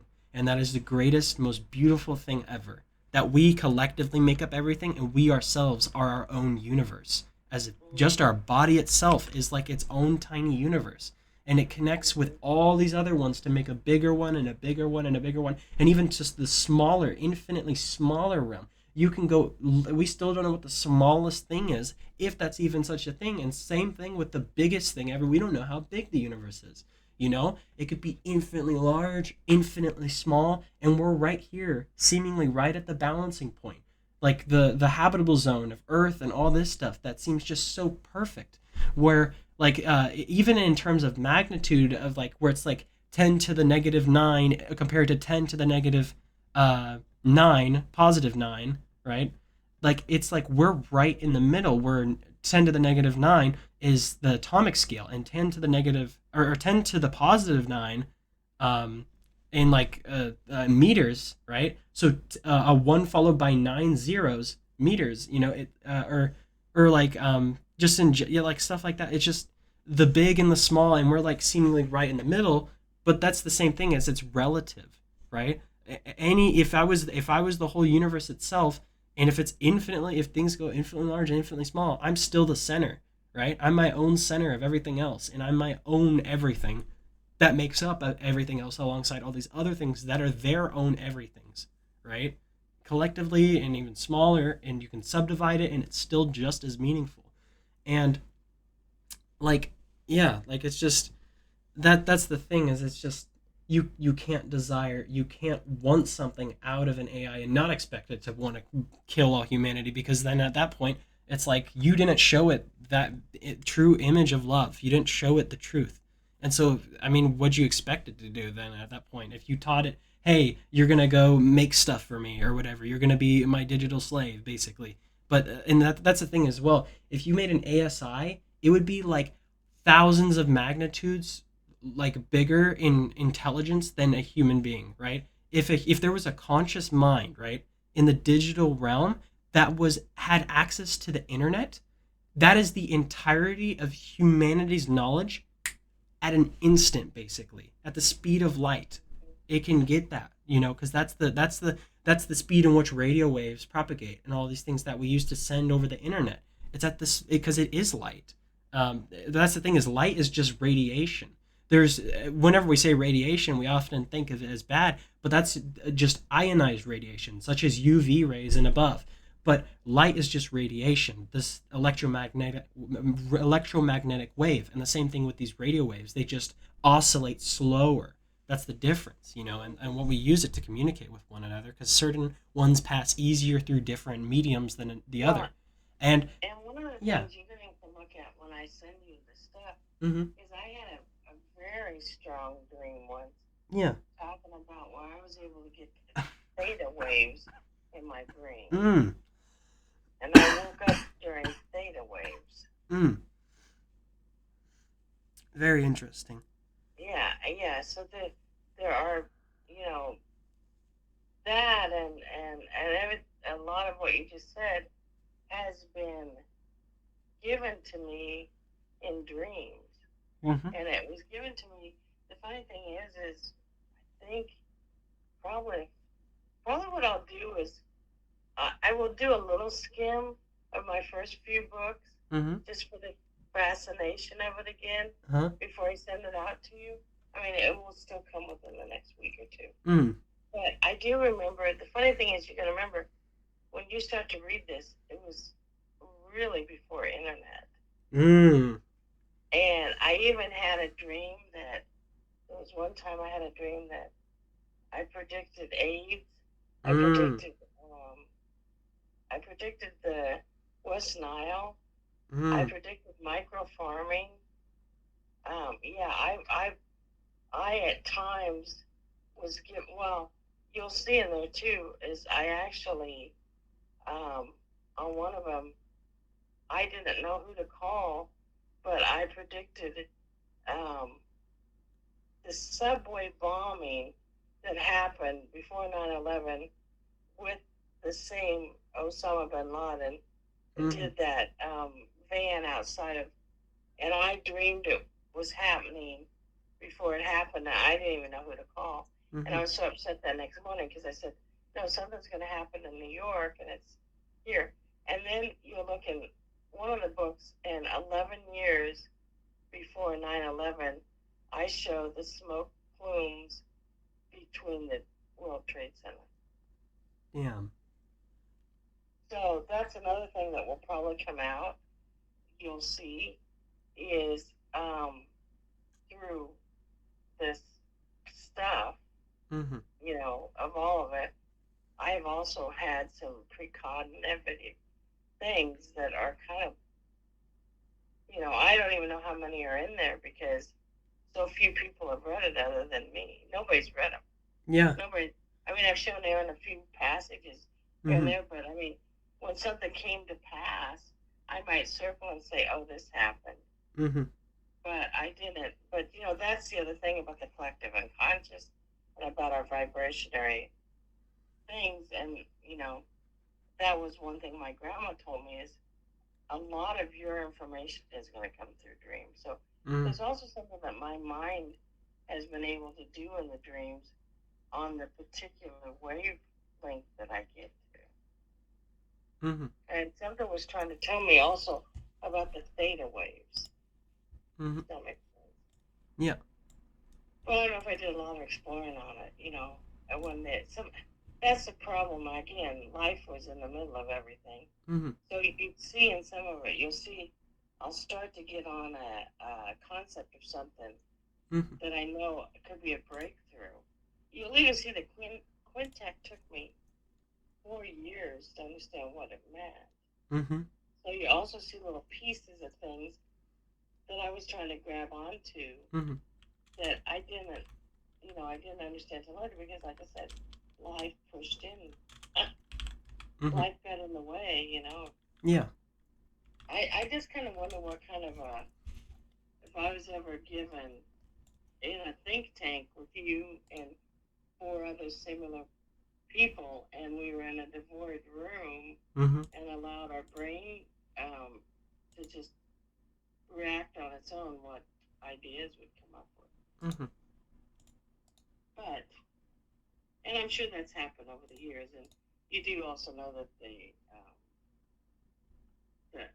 government has been using people for years that get on certain wavelengths, Yeah. and they've used it for their own evil. Mm. And it's very hard on as we learn things that you also think, I did. And you'll see I went through some phases where I thought I was just supposed to be enriched by it. Mm. I didn't understand the enrichment was my soul. I was Yeah. too naive. Mm. But you can probably tell from my voice with Parkinson's because I talked to Jan.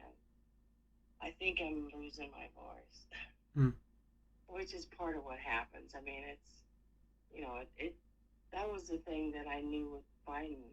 Remember how he starts strong and he gets Mm. softer and softer? That is part of it. It just Yeah. it can only go. I mean, it can only go so long. It's just Yeah. you weaken on it, and that's what I felt like when I started to see the stuff. That was the other problem with the whole election process. Mm. I knew there was something more wrong with him. Yeah. It wasn't because I met him.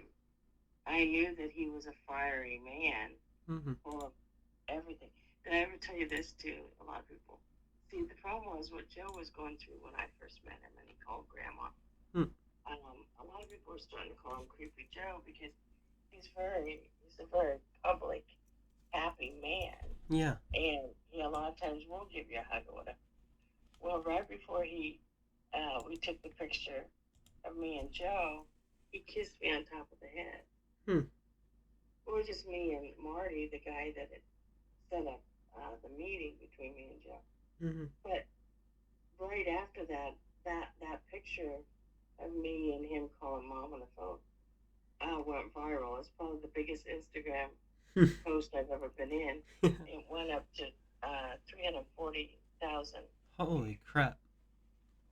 But right after that, it showed him holding the little girl's hand, and on Instagram they started calling him Creepy Joe. Mm. And I knew that he kissed me on the head the day before. I'm like, but I knew from him and the Yeah. energy that I got from him, he just was like, we just connected. There Yeah. was another soul in the universe that connected. And when he decided to call mom, it was really cool. Mm-hmm. But the point was, is that's kind of part of all of this still is, at least in the political ring, I never did ever tell anybody about that part because Mm-hmm. I didn't think anything of it, but I realized how people wanted to skew it. Mm-hmm. They would say that was weird. Yeah. Yeah. But it wasn't. Not if you met him. That is a man that, and that's what's, I hope that history repeats some of it. I do think he had a better record than a lot of things. The man has a lot of charisma. Mm. His eyes do really sparkle when you're next to him. He has he is a person that commands the space that he's in. Mm-hmm. And it wasn't because when I saw him first talk, I thought he looked really old. Yeah. Oh my God, he looks so much older than that until I met him. And those blue eyes sparkle, and he gives that little grin, and it's a complete. It's just like it's just like everything wakes up, and it's completely different. So, Mm-hmm. but the other thing, because I know I'm probably gonna have to go, Okay. but I'll tell you two things. Mm-hmm. Is I'm still really proud of the two that I met the president and the vice president Mm-hmm. at an important time of our life. Yeah. I still think those are very cherished moments, Mm-hmm. but also um, this conversation I cherish.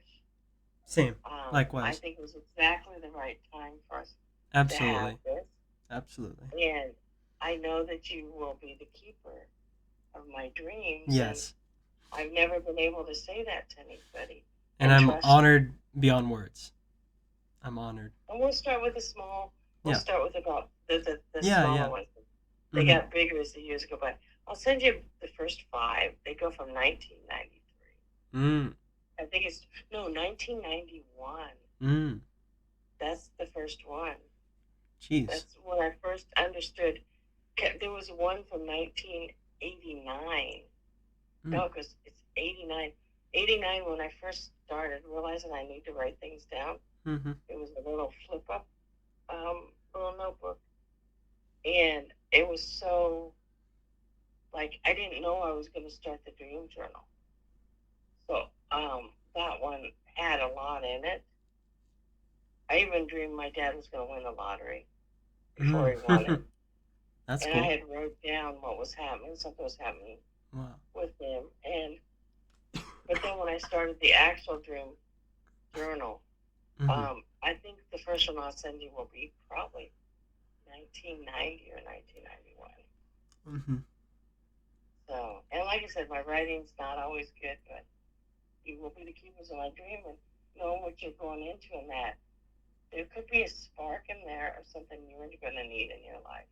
Mm-hmm. So the lady that bought me the apples today, she said pay it forward. I think I might also be doing it by sending you this. Yeah. Yeah. And I might be paying forward what you're giving me by using like the online like platform that like I grew up being comfortable with. I can get it out to Right, so many people. And so now right. I can pay it forward to strangers, and That's the thing as well is I gotta send you like my Instagram as well, like the main page I have, because you have my other ones that are my personal ones, but I lost Mm-hmm. access to them like a couple of years ago. But so I've only been able to really use my main one, and I didn't really use my Instagram really at all because I wanted to stay away from it because it was a bad habit to just be scrolling and wasting so much time, uh, on like that stuff, especially since I've been around it for like so many years. It's I had to like overcome that kind of like stimuli, that stimulation, because it's a distraction, like we talked about, a distraction from like what is true and what you should be doing and your duty to spread love and all of that and the truth, period. And but yeah, no, on and there's like there a lot of the posts I've been doing like since like the election day and stuff. Before I put out my post that of like the love and all that kind of stuff, there are hundreds of comments on like a couple of my posts and stuff, and so many of them like personally will attack me or whatever, or they'll be like, "Oh, you're so stupid. You're the," like all that kind of stuff, and it's crazy because like when you kill them with kindness, right? Like what I was saying, where it's like you have no fear, you have no hate, and it shows, And when you only speak in love, it resonates in anyone because we all know it. We all know it deep down. It is what we are, is love. It resonates. Like people notice it when it's genuine. Like we can pick out pretty easily when it's not real, but when it's genuine and when I'm directly talking to like when you're directly talking to someone who's speaking it, whether it's like a stranger or whatever, it's just so fascinating. I can't even fully describe it, but I literally But have made friends with some of the people who straight up like initially hated my guts, and I'll be like, I respect you, you're an equal to me, let's move forward, like, regardless of who's in party, we must uphold our democracy and unite, because regardless of who's in office, our division is our greatest enemy. And so I want to start up by saying I appreciate you, friend, and thank you for sharing your feedback, and I will be mm-hmm. sure to apply it. And like, let's unite. Like that's how I say it to all of them. And then there will be people in DMs telling me from people like on the Democratic side who are like, "Oh my God, I've like you inspire me like about the unison and stuff, the unity. Like it's like we like I will like push it forward, And then I'll also have just as many people from MAGA that are like, "Hey, I want to like fully like explain in a DM instead of the comments, but I really appreciate your like civility, and your calmness and your respect and all that stuff." And then I'll be like, absolutely, I respect you as well, and I'll follow them like back on Instagram and stuff, like all that kind of stuff. There's Well, so and many already. this is the other Yeah, thing I would say right now for a lot of the Trumpers, yeah, and where my epiphany came the other day yeah, is another thing you need to say. We do need to do this experiment right now. I agree with you, yeah, and you're in saying that we're doing this experiment. They don't realize that when you're saying that, it's an experiment for them because you know the outcome is not going to be what we think with Trump. mm, But what I realize is, yes, it's going to take, it's going to bring the calmness yeah, in the situation where it yeah. needs to be. And that's where I realized when I had the epiphany the other day, we have no choice other than to allow Allow it this to to go forward happen, and we because we will the rebuild and help outcome would have everyone been when horrible. shit hits the fan. Yeah, Yeah, there was no way that and really, if you have a time where and there's someone's like, I thought about this and I thought, to someone that's like still wants to have hate on mm, our side yeah, and like, no, but this happened and this and say, look, you tell me how you would have truly ever gotten rid of Trump safely. yeah, Give yeah. me the answer now. And when I answered it that way, can you come up with one? I mean, No, logically, absolutely not. there is no answer other than him failing Yeah, completely and in everyone else his coming followers together of regardless of the party, like the peace, like right. what you're saying, because that's how they turn us against us, is our own fear controlling Mm-hmm. us, our own fear and hate And that's controls why us, on election night consciously or unconsciously. Yeah, there was no problems yeah. because that They we got what literally they were said, screaming for and they yeah, were clawing for. yeah. And even the ones that, and this is why the sides of, I mean, there are still some that don't understand and they're going Yeah. through all this stuff. Mm-hmm. But I did realize when it came to me, and I realized there was not an answer. Yeah. And I remember your dad and I complaining about Trump and that, but I didn't even realize at the time. Like I said, the epiphany came to me, and it came to me when I remember the Trump signs all the way to Aaron's house. He lives with a black son in a Mm-hmm. very, very white area of Pennsylvania. Mm-hmm. And the epiphany, how it also came to me, is Tiffany told me that 3 houses down from the school, she saw this white redneck out there doing shooting practice. And the Ooh. whole epiphany just came forward to me as like there's so much hate that has been sown by Yeah. this man. Yeah. He cannot be a martyr. He cannot die from where they think there's a conspiracy. He has Yeah. to fail in So front of this their is eyes. actually the best case like It, outcome and there's situation. no there's no other outcome. Yeah. We all wanted a different. Him going to jail wouldn't put him in jail. That wouldn't work Yeah. because then he's still a martyr. The Yep. Democrats did it to. Yep. The only way is okay. Yeah, he's back in power. There's no cheated election. Yep, and Here, we watch don't him even say fail. it's cheated. We don't even say it's rigged like he kept saying for the Yeah, yeah, 2021 despite him trying to overthrow it. For like the worst thing like a president has ever done since like the Civil War pretty much yeah. against its own So what people. we're saying is like, and if we can get more on our sides to do that, and we can get the word out there, say, okay, no, go ahead, and then you just smile at him and say, go ahead. I hope it works out. Yeah, yeah, that's literally what it's like. That's why Yeah, I say it all where it's like, okay, well, these people in MAGA where it's like, hey, chill out, you're not gonna lose all your rights, even though it says like all this stuff, obviously in Project 2025 and the horrible anti like everything and well, just and you also you like we say, see it, everyone sees it, but they try to ignore it, just like they have the amnesia of COVID, like you were talking about as yeah, well earlier. Like well, they willingly ignore it because they want to live in this fantasy where it's comfortable and it's well, familiar and you know what and you that say they're too? the ones that are in the right. That's Yeah, what they want to believe in, and and that's you why they also stay say in it. to him, But another thing yeah, so I've I just say learned, I hope it works out. Oh, sorry, yeah, what were you saying though? yeah. Well, and someone's like, I had this happen at work. So about this woman, Mm-hmm. it wasn't about me. It was about someone else she was mad at, Mm-hmm. and the lady wasn't there, and so she decided to yell at me. Yeah. And I just calmly looked at her do it. And I said, you know what? I think I need to pray for you. Now, no one has a response back to him. She Yeah. stood there and she was all spun on you, and she says, Wow. well, I'll pray for you too. So in this case with the Trump voters, you say, I really pray this works out for you. Yeah. And that's the right answer. Yeah. And what are they going to say back? Well, I pray, yeah. Well, you pray too. That's They why, go, yeah, it's kill him with they're going to be kindness. Kill him with lost, kindness, you because know. that's the Yeah. same shit with like a playground bully when you're a kid. You Mm, know, it's the same thing. If you're, they don't. There is no argument when you don't give in to it. The hate and the fear that they try to incite within you. You know, because you have like the moral high ground. You have because it's mm, you're in the position of the truth and yeah. love and what's actually going to Yeah. It's be like you just say, self-sufficient and long-lasting whereas yeah. theirs is short-term satisfaction and desire and trying to be Yeah. better than other people and narcissism and like egotistical and all this stuff where it's like they're the center of their own Well, universe unconsciously or consciously however they you know yeah. And I said this to Jan too, and I said, so you just tell him, I hope this works out for you. And then later, inside, you can have your own view as it does it. But the other thing is, instead, when it's not working out for him, hmm and maybe you became friends with them, or yeah they bend a little bit where they talk, then you say to him, well, you use the wisdom that you knew to say that.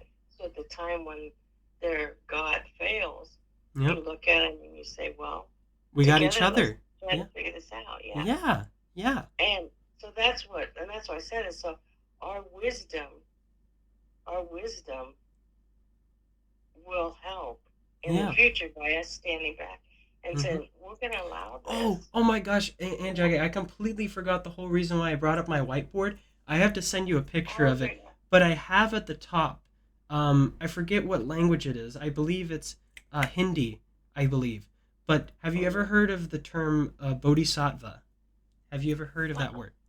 The bodhisattva, basically, right? And in especially in Buddhism, right? And like the Buddha and all that stuff. It's basically someone who has attained enlightenment, right?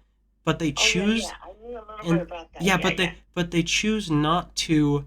Basically, I mean, like, a lot of Buddhists basically they would like meditate until they died, basically, right? And Hmm. so, but the Bodhisattva chose not to do their final meditation, basically their final enlightenment, right? Basically, being enlightened while they're dying and like meditating Hmm. completely while they're and then to die in that way. They would choose to stay and help every other conscious being attain enlightenment before then. But Wow, wow. yeah, and that's why I have it written on my board. I have the Bodhisattva in like the original language, but I also have next to it the words, and it's my own saying that I say to myself. It's like my own mantra, right? Like my own version of like Om, Mm. to like keep myself Yeah, calm and yeah. collected. I wrote down remember the Bodhisattva, and it's like remember what they stand for. Remember like how it is Yeah. and the way to be. And the Bodhisattva were also known to like sometimes they would act out almost as if cruel, and sometimes they wouldn't do anything. Much like how you're saying like we should sit back because whatever pushes them towards the right direction, right? If you Hmm. understand them that deeply and what like how you can guide them towards this self love for themselves that they can discover on their own, you know, then you Well, can and pick and choose. And sometimes it's to yeah, not act at all. They just figure it out on their own. yeah. And that's Well, and don't yeah. you feel better when you really, like I said, for my epiphany, when Hmm. you really sit back and dissect it Hmm. and realize it's the right course to understand it had to run its Yeah. course, Yeah. and then when you really ask the question, tell me what would have been the solution, This is the and then you solution. realize there Yeah. wasn't. Yeah. Other than this, Other this than was this, the yeah. only solution. Yeah. Yeah. And I didn't know it until that crazy Same. that day. And I Same. felt so much calmer since then because I realized Yeah. there's no anger over this anymore. Yeah. There was no other way it could be. Exactly.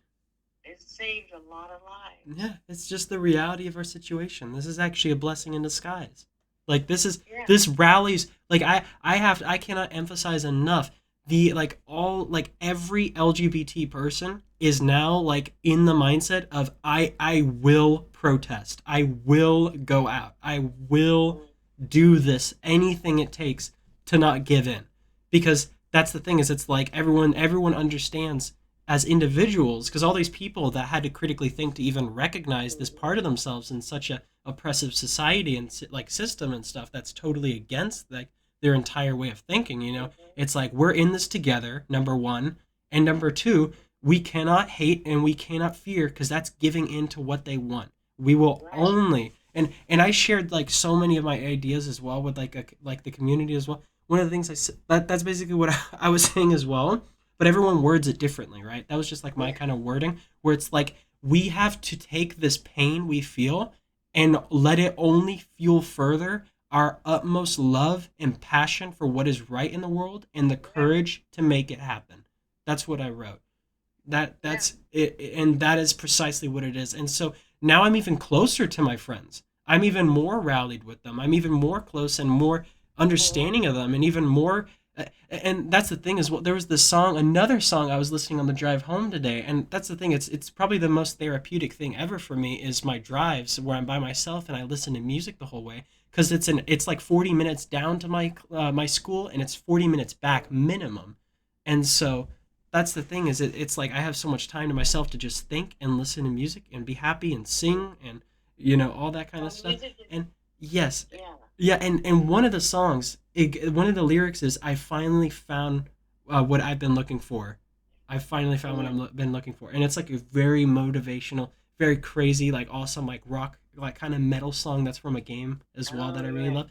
And it's like, and I'm like, holy shit, you're right. Like I've listened to the song so many times before, and like I would have like a mini epiphany, but nowhere near as big as this one. And I'd be like, hell yeah! It's like I finally found what I'm Mm-hmm. looking for, and I feel that same amount of passion and love that I'm on the right Well, track. it And is, now it's and it like is, it really is what I've been looking for because I was yeah. lacking my initiative. That's the thing is my passion was there, but I would keep trying and trying and trying, but I get sucked back into the ordinance of like daily life, like what you were saying earlier as well. where it's like you're being called to this ultimate love, but life catches you up and distracts you. That's what kept happening to me, and I couldn't keep myself to it. Now it's like every time I start to doubt myself as if I should go back to it, I'm like, okay, are you just not going to say anything and they're going to take away all your rights and maybe like start like literally doing hate crimes on you and they'll get away with it? Are you going to settle for that? I'm like, absolutely not, because that's not that's going to be, So every minute of every day, now it's like I have that backbone, because that's another truth, is that